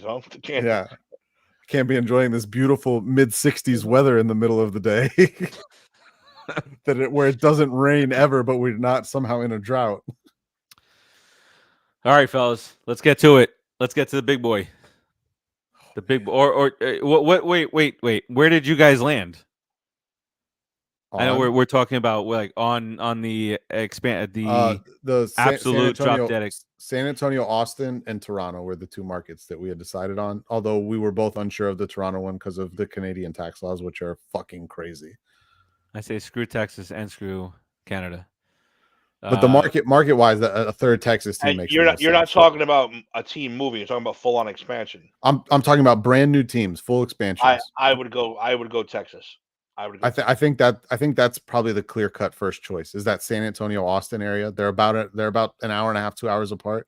And I think you build the stadium right smack dab in the middle of them. They're a football state. They're not like Oh yeah. Oh, we might not like football, dude. They fucking their high school championship games higher ratings than the Cowboy games. It's like ridiculous. the city that I liked most after Toronto was Oklahoma City, because Oklahoma is a football state, and if you see the way that those fans are for Sooners, they would go fucking berserk for an NFL team. Yeah, fucking JR down there. JR. Oh my God, the Sooners. The Sooners. NFL game. There's touchdown Sooners. Oh, God. Oh my God, up the sideline. But yeah, I think Oklahoma City would be a great. That's a city too that feels like has expanded rapidly over the last 2 decades. Yeah. All right, time to get to the big game. The guy, by the way, our 4th guy never showed up. We held that hope. Thought he's there was a gone. possibility. He's in the abyss. Gone. He left without saying All right. Goodbye. I just got an advertisement for Norwegian Cruise Lines that popped up on my computer. It's definitely Dave. a sign that he's on a cruise ship right now. I'm gonna write him the letter that Diane Lane wrote Mark Wahlberg when he went out to fucking fish in the perfect storm, and I'm just gonna keep sending it to him every fucking day until I get a response. The opening line is, "You're out there somewhere in that goddamn deep blue sea." That's gonna be my every day. I'm gonna write the same fucking letter until he responds. Oh my God, that's great. And then I'm gonna do it twice a day just to keep doing it. All right, we get to the big game here, fellas. Super Bowl 58 this coming Sunday. As Timmy said earlier, the teams that he wanted most to get to the Super Bowl this year. 49ers and the Chiefs this coming Sunday. 49ers, the line started at 2, went to 1.5. I didn't see it go down any further than that. Now it's back up to 2. 6:30 on CBS, Paramount Plus, Mr. Romo. All right, so let's get into this bad boy here real quick. I know, Timmy, for you, this is like the lesser of 2 evils. Here you said at the forefront, you're rooting for a player. We can't root for the 49ers. Yeah, we're in the NFC. Just can't do it. And I know your feelings on Mahomes. Mahomes and the boys out there. It's been a real But- baby back bitch this year. It is. Cries. He's been whining a lot this year. Really disappointing. He's making up for the times that he didn't. He should have been whining this year with all his receivers dropping the ball. Well, that's what someone said that on a podcast somewhere, that Like he's he should have actually started he's actually earlier, just like- letting his frustration that the fact that his receivers are so terrible is get to him. Taking it out on the refs. Now they got to go the hard route, go on the road and shit. Go to well, I mean they did it, but Didn't all seem right, like much changed. It's so I guess the only thing that it did was silence whatever critics there were that thought Mahomes couldn't win or the Chiefs couldn't win on the road. All right, so Timmy, we start with you on this one. We're not doing picks just yet, but what's your thoughts on here? You know, how the two teams got here, you know, and then after we'll do a little round robin here, and then I want to get through to some of the props because I'm a degenerate gambler. Of course. And we'll get to some of the props here. The props are the best ones. That's what I'm looking forward to the most now, the props. That's it. All right. So let's just talk about Super Bowl here. 49ers Chiefs. You know, obviously you kind of when you're in a situation with these two types of teams, you kind of go down the line here. And before we get into this, did you guys see Brock Purdy's face, like scared to death that it was his turn to talk after Mahomes was up on stage talking? You mean Dear Lee Dad, Harvey like- Oswald's grandson? He didn't like that. He didn't like that comparison. He looks just fucking like him though. That's great.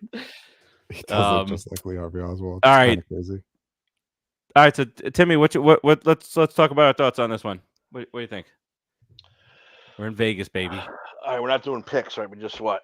Not just yet. Going on. Just talking Yeah. about the game, what you think? I'm hoping for a good game at least. Like you said, it's going to be hard for me to root for either one of these teams. But I mean, the 49ers, when you don't really remember it if you sit down and think about it. They're in the goddamn NFC Championship every year, or they're in the Super Bowl, losing a Super Bowl every year. But they have not won since way back in the 90s. It's like, well, really, you don't think about it. You can't figure that part Cowboys. out. Yeah. And the Chiefs are the Chiefs, man. Look, I have to give them the credit. I didn't think they were going to go anywhere this year. They look like shit in the middle of the year. Again, that was the receiver dropping. Kelsey was, doing his thing, but not on the level that he turned up in the playoffs, which was ridiculous. I think we're going to have a good game. I don't think we're going to be a blowout either way. I think it's going to be a hard hitting, no nonsense bullshit game. They don't like each other, which is always good for us. Yes, we like that. And I said I'm hoping for a nice fucking 65-64 game with a lot of blood, a lot of pain, a lot of fucking Blood, hurting. pain in Vegas. Yes, That'll be the and I don't care about Taylor Swift. I really don't. But the odds are in her favor when you look at all the number 13 shit going on, which I shared that video with you guys and it was hysterical. Uh-huh. But it's also scary. It is very scary, and how all this is leading to the number 13 for her. This is her 13th game, by the way. Super Bowls will be her 13th game. Super Bowl Okay. 58, 5 plus 8. Travis Kelce, 8 plus 7. It's like, really? Really? That's 15 actually. You know what I mean? But no, what was the other thing he said? There was another thing about his number. I forgot what it was. There was something about his number too. If you add 13, her lucky number, and 87 together, it equals 100. the Swifties all figured everything out real quick. They're all over this, over this thing, and it's a little frightening. I'm a little scared. I'll tell you who I'm going to pick though in a minute. But no, I'm hoping for a good smash fucking game, and I want to see a lot of scoring. I'm not going to move my pick, but I will say I think the Chiefs have the advantage, of course, through experience, through and just sheer will. Because if they don't have a number one receiver, they don't have a number one running back. I can name maybe three. The fuck is that? It's Fireworks. Thursday. Oh yeah, it's Thursday. That means it's fireworks. Thursday night fireworks. That was my idiot neighbor upstairs. I don't even know what I was saying because his asshole made noise. What was I saying? Oh, that the Chiefs don't have number ones. Yeah, the Chiefs are not number ones, and honestly, I mean their defense is great, but fans like us can name a bunch of them, but the average fan can't name fucking 3 guys in that defense. 49ers are a whole different story. But through experience and all that, I think the Chiefs are going to have the advantage, and I'm going to cry my eyes out after saying that. Can't take them anymore. I really can't. But you're right. You're right. Half the world gave up on them middle of the season, and then came back, and then they were gone again. And I was scared to pick against them in the playoffs, so I just kept on going with them because I had that one game slim lead on Ed, and I know Ed's picking the Chiefs every week, so I gotta go with that too. And he got, and you know, when they beat the Ravens, I said that's it. That's the end of this. That's that's the experience. Tide started. Yes, it's not just the experience counts. It counts for something, and yeah, they pretty much whooped their asses. So I was like, there goes that. There goes the Chiefs not playing it. And the thing is, they can sit down technically. Well, I want to call Tony number one because he's a jerk and he's not really number one. But he could be a decent receiver and get out of his own head and get out of his own way. They're like, no, sit down. But I'm healthy. Nah. They put his AFC Championship game. I don't care. Sit down. But you need me. Nah, we don't. We'll make something happen. But that shows you that shows you the kind of team that they are. When they have a guy like him, and they're like, nah, we don't need you. Nah, take a seat. We're good. We'll throw to Chelsea 75 times before we throw to you once. So don't worry about it. Sit down. That's right. Before we activate you for the game. Oh no!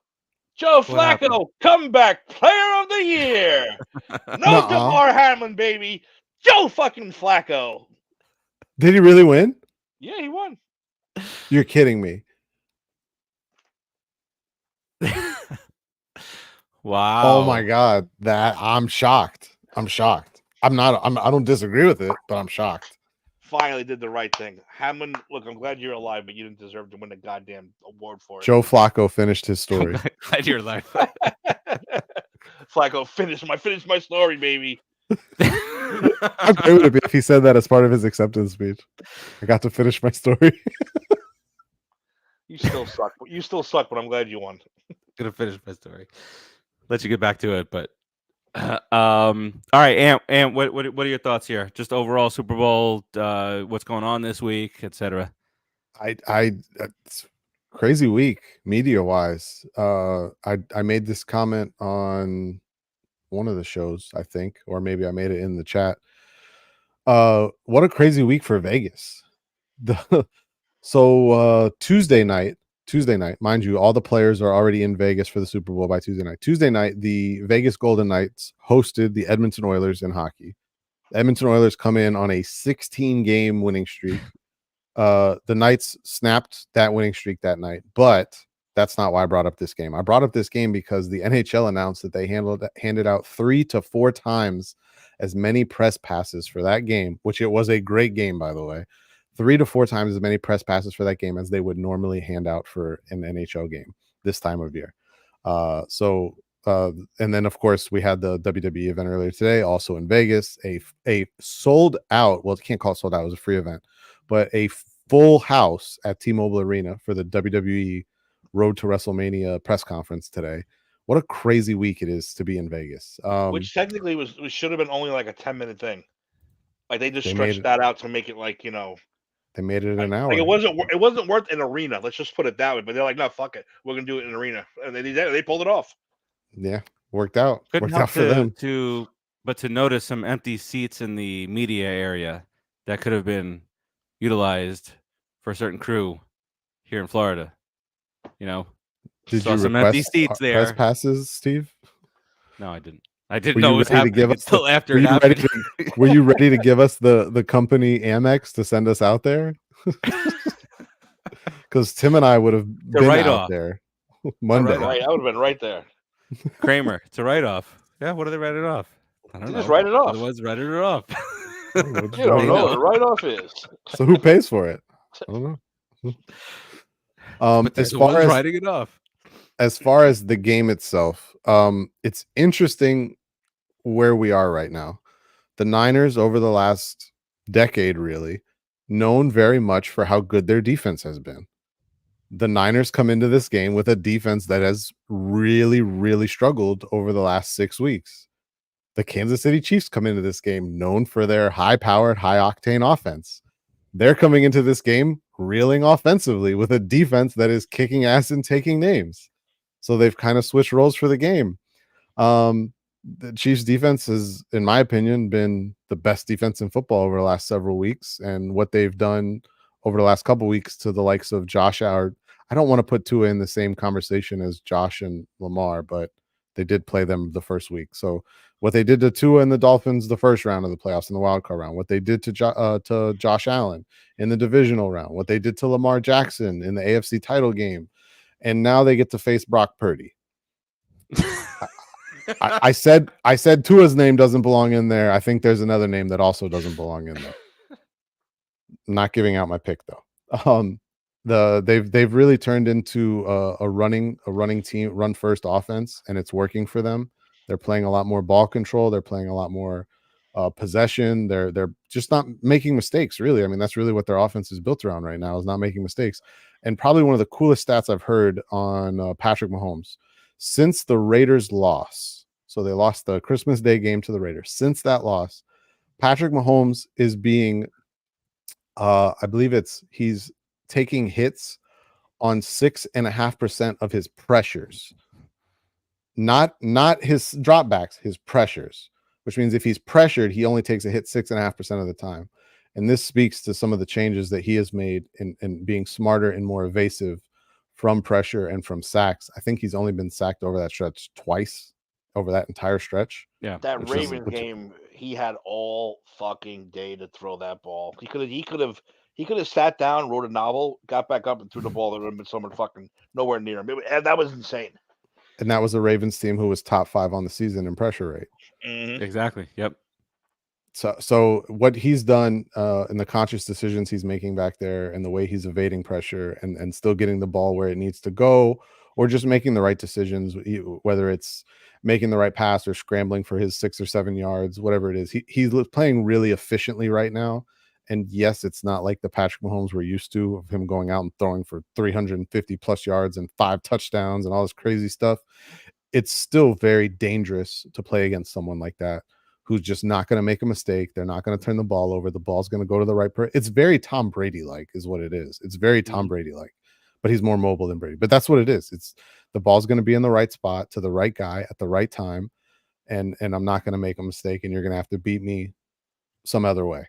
So it's going to be a good game. I don't think this game is a blowout. I do agree with Tim on that. I think that this game is decided. I was going to say less than 10 points, but that sounds like too much. I think the game's decided by a touchdown or less. It wouldn't shock me if it's a late touchdown or a late turnover or something along those lines, but it's going to be an interesting game. I don't know what the Niners are going to do defensively to try and slow down the offense, especially with the fact that the Niners have really, really struggled against the run the last few weeks. Aaron Jones diced them up in that Green Bay game. David Montgomery and Jahmyr Gibbs were giving them an absolute handful in the Detroit game. And this is a Chiefs team that's going to want to run the ball a lot. So it's going to be interesting from that regard. I do expect it to be a good game. I do expect it to be close. It has to be a good game. Has to be. It doesn't have to be. I think there's a very easy path where it's a blowout, but I don't think it's going to be that way. Because I hate both teams, so at least if I can enjoy a nice, good football game, I'll be okay with it. Because if it's a blowout either way or just a fucking 3-0 game, I'm gonna want to watch something else. I'll lay out the scenario for you. The Chiefs get the ball first. They score. The Chiefs get the ball first. They score. The Niners don't score on first possession, and the Chiefs go on like a 10-minute drive that results in any sort of points, and the Niners are down 2 possessions early, which, mind you, is how their last 2 games have gone, that they've gone down 2 possessions to both teams relatively early in those games.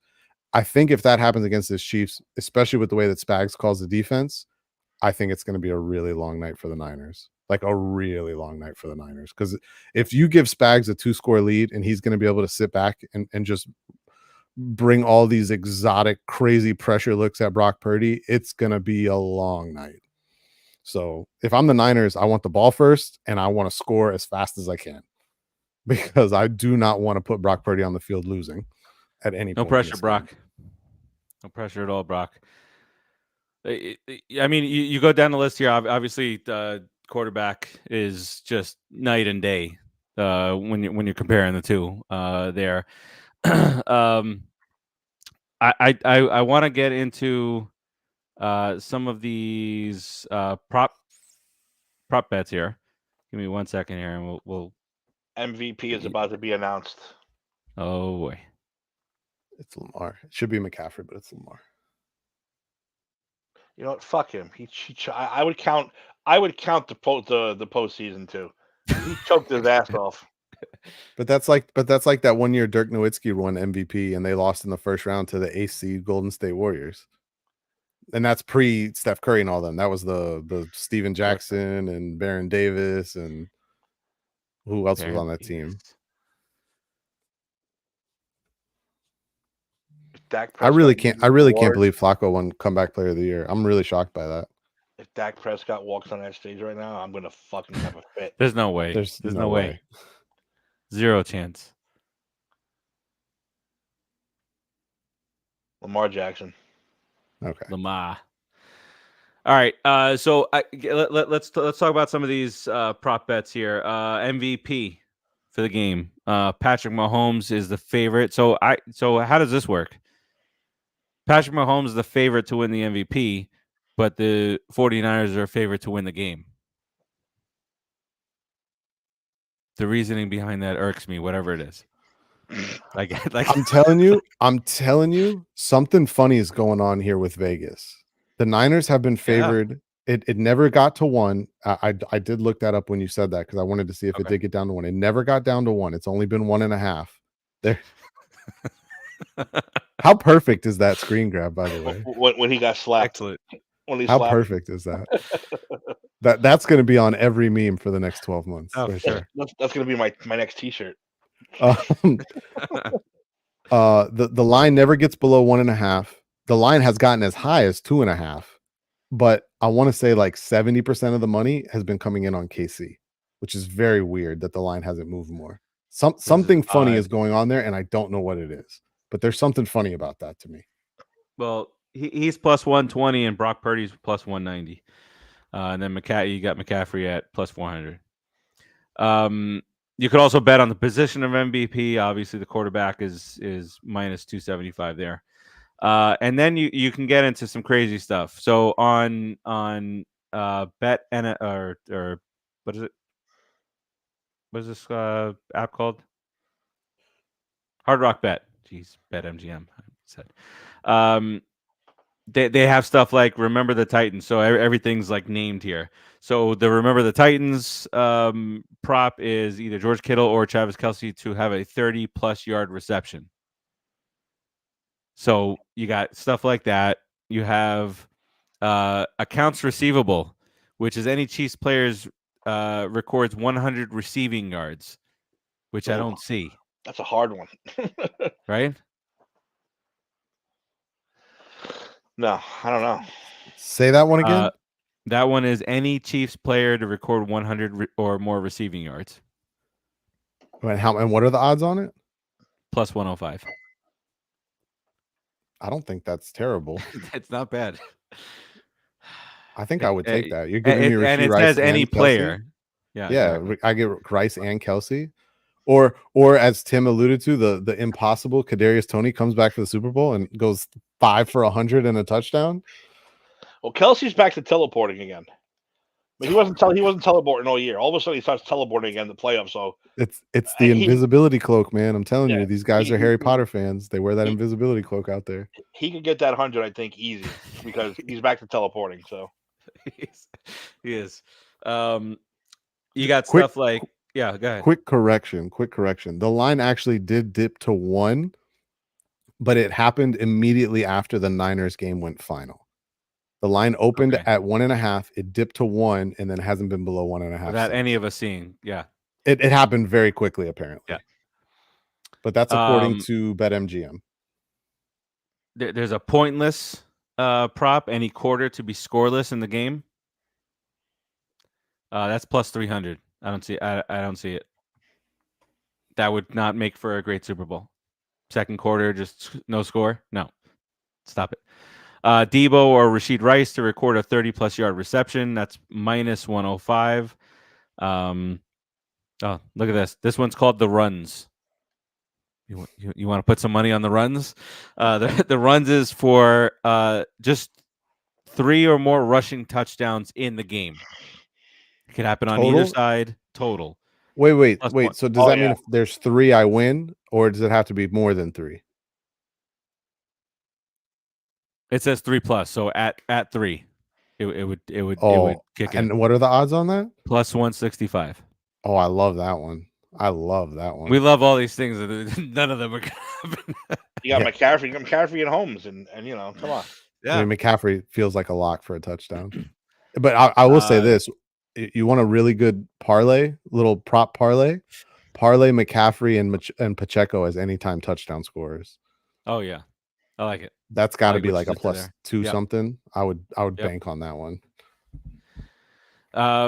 If you ain't first, you're lost. Both teams record a first down on their first offensive drive. The odds are minus 175. It's not worth No, it. thank you. Christian McCaffrey, it says first come, first serve. This one's called Christian McCaffrey or Kelsey records the first touchdown of the game. That's plus 180. No, the Chiefs are going to score first. Oh, look at this. This one's called the Christian McCaffade. Jesus. Any player other than Christian McCaffrey scores the first touchdown for the 49ers. Ooh, that's interesting. It's not worth it, though. Odds? Minus 300. No, thank you. Not worth it. And then they have one called First Aid. It's Patrick Mahomes and Purdy each complete their first pass attempt. Now, here's a couple where you can toss a couple bucks on it. Might happen, especially when you're thinking about the teams that are involved. A non-quarterback to attempt a pass is plus 165. An octopus. For those of you who do not know what an octopus is, it is a receiver that scores or running back scores a touchdown and gets the 2-point conversion. That's plus 900. That's an end of the game type thing. End of the game type situation where don't be looking for that in the first, second quarter and lose hope. Okay. A quarterback don't to throw a record lot of money on that. Yeah, these are that's a couple bucks and you hope it hits. Don't get silly. Don't get nuts and try and be the next big thing out there, Brock. Yeah. Mm-hmm. A successful onside kick in the game, plus 1,400. A non-quarterback to throw a passing touchdown is plus 3,000. Wow. And here's where I'm just like itching to put a couple bucks on this one. Throw a dollar on it. This next one. If the referees do it correctly, any offensive lineman to score a touchdown is plus 6,000. Wow. Ooh, with Andy Reid as a head coach in this game, I think that's a really interesting bet. Yeah. So what? That means if you put $10 down, you win 600. Is that right? I think that's 610. Right. 610 if you put 10. That's the payout. Sorry, you're right, but technically it's 610 because you get the $10. Throw $5 on that. Hell throw yeah! $5. Take your $300 payout. I like that one. I'm totally in on that. You always got to do that. Just to reiterate the betting trends real quick, the 71% of the bets and 73% of the money has been on KC, but they are still 2-point underdogs. Because people are scared. Very strange. But for that much money to be going on them and for the point spread not to move, usually when you have that kind of money coming in on one team, the spread moves. Right. I thought this would be a pick 'em by now, and it's not. It's still 2, which seems crazy to me. All right, so I'm trying to see what the odds are on. Because I'm looking at anytime touchdowns. McCaffrey's plus 450, Kelsey plus 600. Oh, sorry, this is first quarter. My bad. Don't put that under total touchdowns when it's the first quarter. Let me go to rush attempt. Those are player specials, big game specials.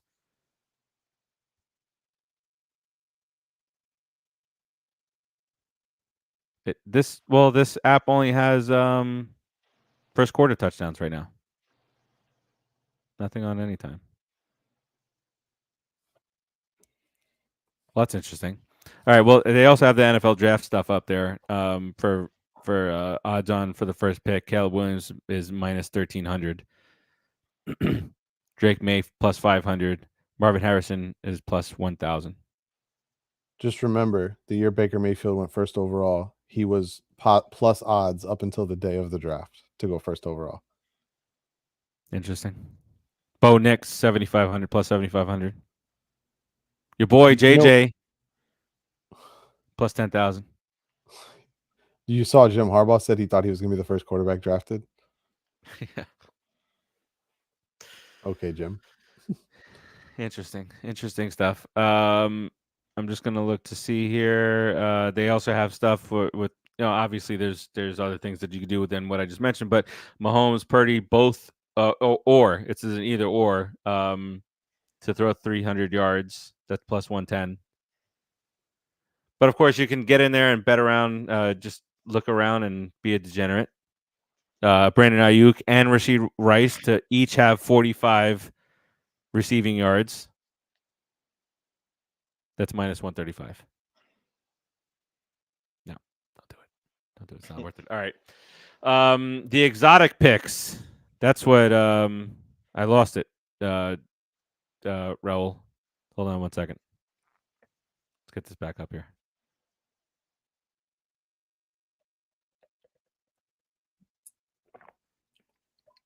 Listen, I'm not gonna make any real bets. It's the Super Bowl. I'm gonna take like fucking $50 and bet $1 on every ridiculous thing there is. $2, $3. Just have fun with it. And at the end of the day, I'm just gonna look at my phone and see what it says. I'm not even gonna keep track of anything. What did I get here? I'm not gonna lie. The only memorable Super Bowl bets I have are on the Giants twice. I'm not even joking. Yes. I made good money on those ones.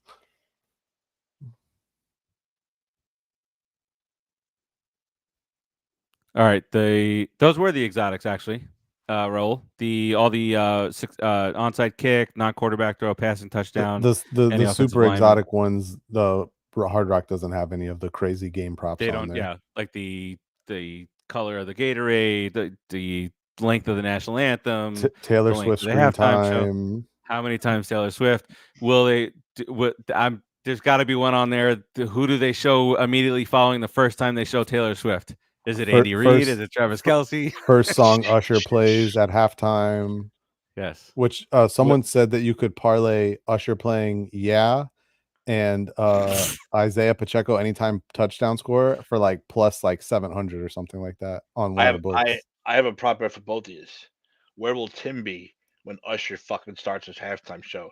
Not in front of the TV, that's for goddamn sure. Or if I am, I won't be watching that goddamn. I won't be watching that. That's for sure. But you're a Swiftie. What if Taylor Swift comes in out of the suite? If she honky tonk man him with a fucking guitar, if she honky tonk man with a guitar and takes over, I'll be in. I'm in. I'm all in for that. Oh man. All right, let's do our picks here. Let's get into this. You guys kind of previewed. I think Timmy, you kind of previewed where you were going, what direction you were heading in here.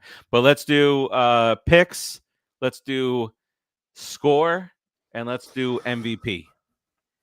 Let's get crazy. Let's get crazy.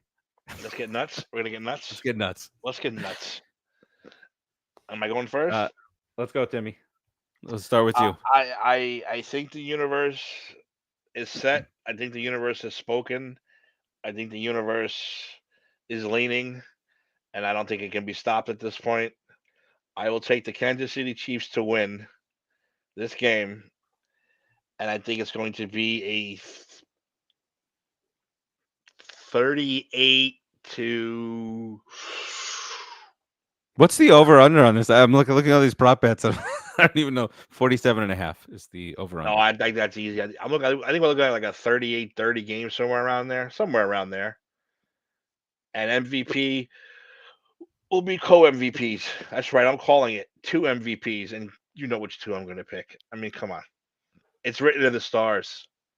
It's written in the universe. It's written with number 13 on it. It's written everywhere. By the way, Travis Kelce, 13 receptions, guaranteed. Lock it up.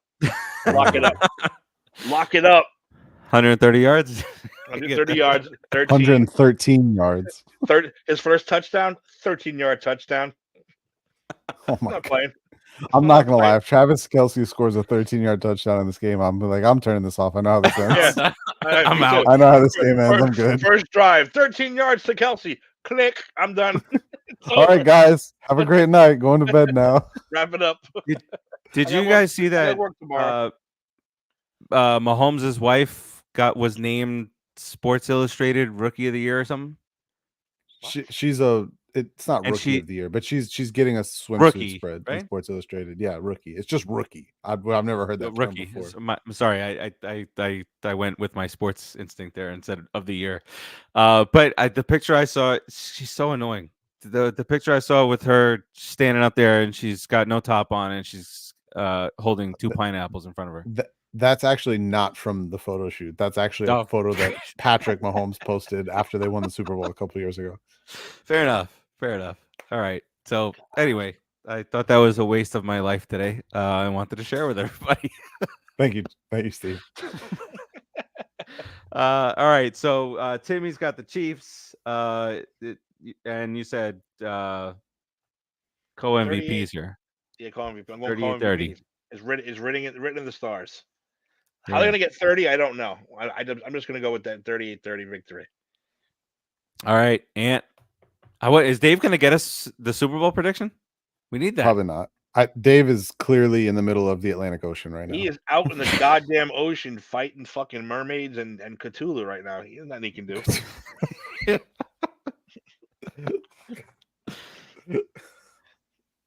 That's great. Anytime you can get an H.P. Lovecraft reference in on the pod, we're doing something right. Oh man. All right, Ant. Where's your head out here? 24-17 Chiefs. And I'm going to go against the grain. Super Bowl MVP, Isaiah Pacheco, 2 touchdowns. Nice. I hope you're right. I don't want to be right. I don't want to be right with anything I said. Nothing. I don't know if I want the Super Bowl to end 24-17, but I hope everything I said is completely wrong. But that's the way I'm going. Wait, I would love for the Chiefs to win this game. Going the under here. Nothing. I am going the under. I do not like the over in this game at all. Even though it's not as high as a lot of the Chiefs overs have been lately. I think this is their lowest over they've had since Christmas Day, actually. All right, so I'm not going to stop. I've been on the Chiefs train. I've been scared to pick against them. Haven't been able to do it, and it's worked out well. So I'm not going to stop now. Don't stop now. I got the Chiefs winning 28-24, and I'm going full-on traditional route here with Patrick Mahomes winning MVP. As boring as you can get there. Which is probably what will happen. Raul chimes in here, says the San Francisco 49ers will dethrone the defending Super Bowl champion Kansas City Chiefs by a score of 34-28. I'm going against the number 13 theories at the Super Bowl. I am sorry, Taylor Swift. Please forgive me. Co-MVPs on the other side, Brock Purdy and Christian McCaffrey. Look at Dave. I called you Dave. Look at it. Like, I'll be honest with you. No, because if the Niners win, I don't even think it matters what McCaffrey's stat line is. They're going to give Brock Purdy MVP. I'd bet money on it. You got to get to a point where it's got to matter. No, I don't think it does. I'm telling you, McCaffrey can have 100 total yards and 2 touchdowns, and if Brock Purdy is the starting quarterback of the San Francisco 49ers and they win the game, he's going to win MVP. He will not be deservedly so winning it, but he will win it. There you go. There's a good bet. If you want to go against the Chiefs and the 13s and all that stuff. What is a Niners money line Brock Purdy MVP parlay worth? Let's take a look. Because that would be a good bet.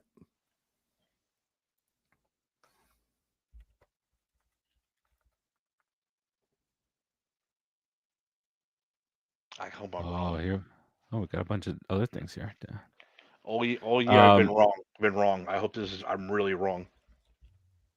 All right, so you said 49ers money line and Purdy MVP?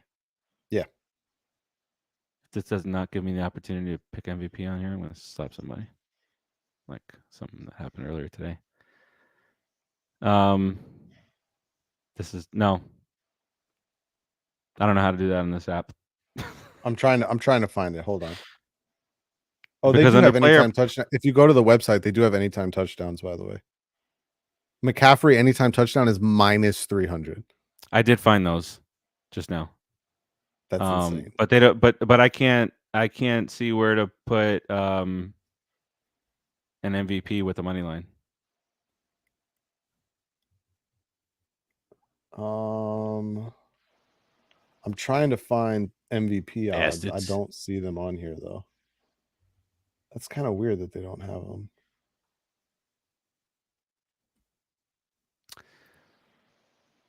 They'll probably put them up. Oh, here you go. Big game MVP. Brock Purdy is plus 190. So hang on. Let me put that on there. And let me put a Niners money line. As a parlay, it's plus 422. Not terrible. No, that's if you wanted to go the other way on it. Which, by the way, you can get Chiefs money line right now at plus odds, plus 105. Just throwing that out. Yes, you can. Yep. And if you really want to get ballsy and you want to parlay a Chiefs money line and a Isaiah Pacheco MVP, it is plus 6,255. Plus 6,255. Wow. So a $5 bet will net you $312.75. Not gonna lie, I'm probably gonna make that bet. Listen, we have all these dreams and aspirations of picking up some money on the Super Bowl night, but as Timmy said, we're all hoping just for a good game here. Win a couple of bucks here. The last 4 Super Bowls that were on CBS have been blowouts. Oh, it's fucking I don't know if CBS? that's part of the script. It's CBS. Is it CBS? Fucking Tony Romo? It's Romo. Oh, man. This gets worse and worse. Oh, man, Jim. Mahomes down the sideline.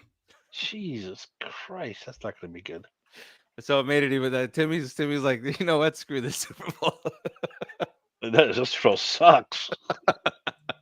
So it's Tony Romo calling Chiefs 49ers and Usher at halftime. This is literally like the worst. I can't wait till the season's over. I can't wait. I still think my theory was the best is that anytime Tony Romo goes to talk, you just karaoke sing a Taylor Swift song and keep drinking. It might as well. Raul does mention that the game is on Nickelodeon.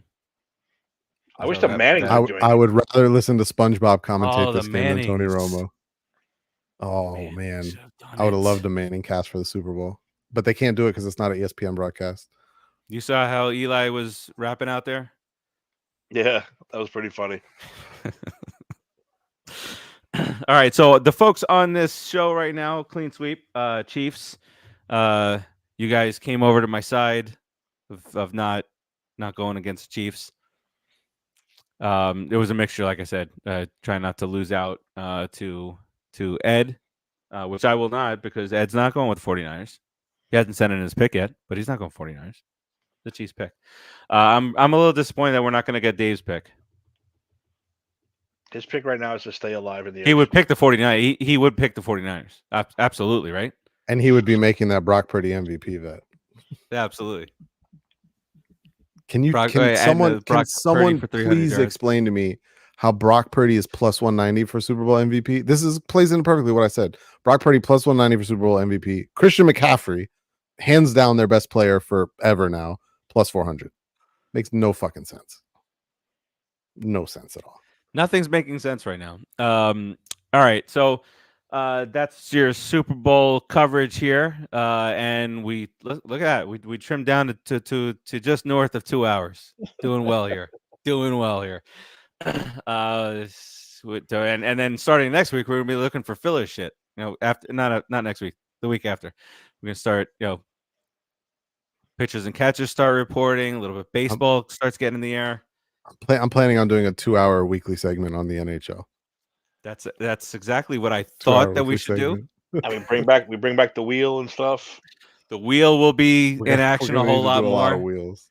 Lot of wheel Really action. start up our NFL draft talk. We've been Yes. heavily NFL now for a while. It's actually going to be really weird now with the one after the Super Bowl.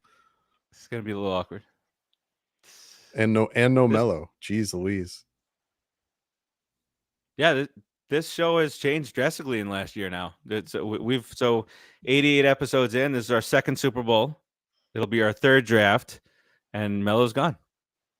But Mello will return. This is like the end of an Avengers movie. Mello will return come August, unless When we find him, they're gonna find him in 10 years on an island. it's the new love of his life, cruising Like, 365. No, he's gonna be like Castaway. He's gonna show up with a volleyball. It'll be a football though. No, it'll be this is Brock Purdy or this is Baker.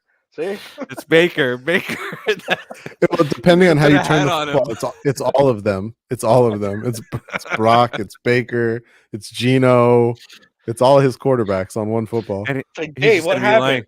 Oh, my first night in the boat, I fell off and I floated to an island. I've been there 10 years. And he's just gonna start glitching out there on the island and pennies. How great would it be if we came back with like Dave? Daniel Jones won like 3 fucking MVPs in a row, right? You won. Giants haven't lost a Super Bowl since you've been gone. Thanks for taking off. All right, let's hit it up. Let's do round robin here and get up on out of here. Timmy, let's 11-11. Now's your time to make a wish for the Sunday Super Bowl, guys. I was gonna say, don't tell me it's fucking 11-13. I would have fucking shut it down. Well, if you stall like another 45 seconds, you'll be there. No, well, I'm not starting 11-13, so that's fine. Thanks, Raul. Yeah, no. Thank you, sir. I'm hoping for a good game. That's all I want. But come on, let's be serious. Deadpool 3 is my main focus for watching this game this week, and any other cool movies they might be releasing. But I'm hoping for a good game. Like I said, I don't care who wins as long as it's a good goddamn game. I hate boring Super Bowls because you literally don't know what to do with yourself when it's boring. Let's go Rangers. Let's go the Northeast Celtics. Let's go. I'm happy. Yeah, let's go. But I am happy the season's ending. And I've never said that about the NFL before, but I hate this year. I hate it. You have said that between picks and fantasy. This is the worst year I've ever had. The worst year I've ever had in anything. Don't talk to me about fantasy, okay? Mine was a disaster. Let it end. Let it end. All right, Ant, what you got on the way out here? I reluctantly have to agree with Tim that I'm actually semi-happy that the football season is ending, especially after the fantasy season where I had 2 championships slip through my fingers. I lost one matchup by 0.2 of a point, and I lost another matchup by 1 point, 1 entire point. In both scenarios, my team would have blown out any team in the league the following week and every week thereafter. That's football. That's how it goes. Plus, I'm a Dolphins fan, so my favorite time of year as a Dolphins fan is the offseason when there's semi hope again. So glad the season's over. I'll be honest with you guys. The way the Niners have played this postseason, I think that there is a more likely scenario than not that the Chiefs could really run away with this game. Defensively, I think they're going to put Brock Purdy in the fucking walls of Jericho all night. Old school reference. I was gonna say crippler crossface, but I was like, maybe we shouldn't reference that one. We would have got canceled. Don't reference that one. By the way, those are some of my favorite TikToks and shorts and reels. Is when they zoom in on like Elmo, and he's getting pissed off, and the Benoit music hits. Yeah, I think those are hilarious. That's fucking terrible, but it is funny. I'm sorry, but the Chris Benoit ones are funny. Like when your kids are acting up and they show Chris Benoit's entrance, they show his Exactly. It's so fucked up. And I'm not gonna lie. Comes on, and then dark humor. That's right up my.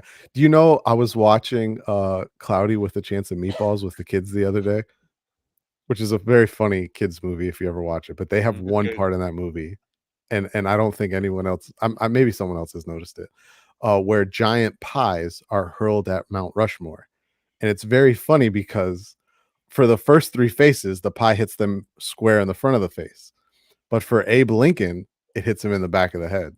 And that is dark humor at its best right there. I chuckled very hard when I noticed that. Yep. More than I care to admit, but that's the kind of dark humor I'm into. So Same. Definitely a dark humor guy. All right, let's get up on out of here. Just really quick, want to pull up. I know we have some contests and giveaways up on right now. We have Bob Marley, One Love, out in Tampa, Orlando. Why did this? Give me 5 seconds to watch this stupid ad. 3, 2, 1. All right, we're back.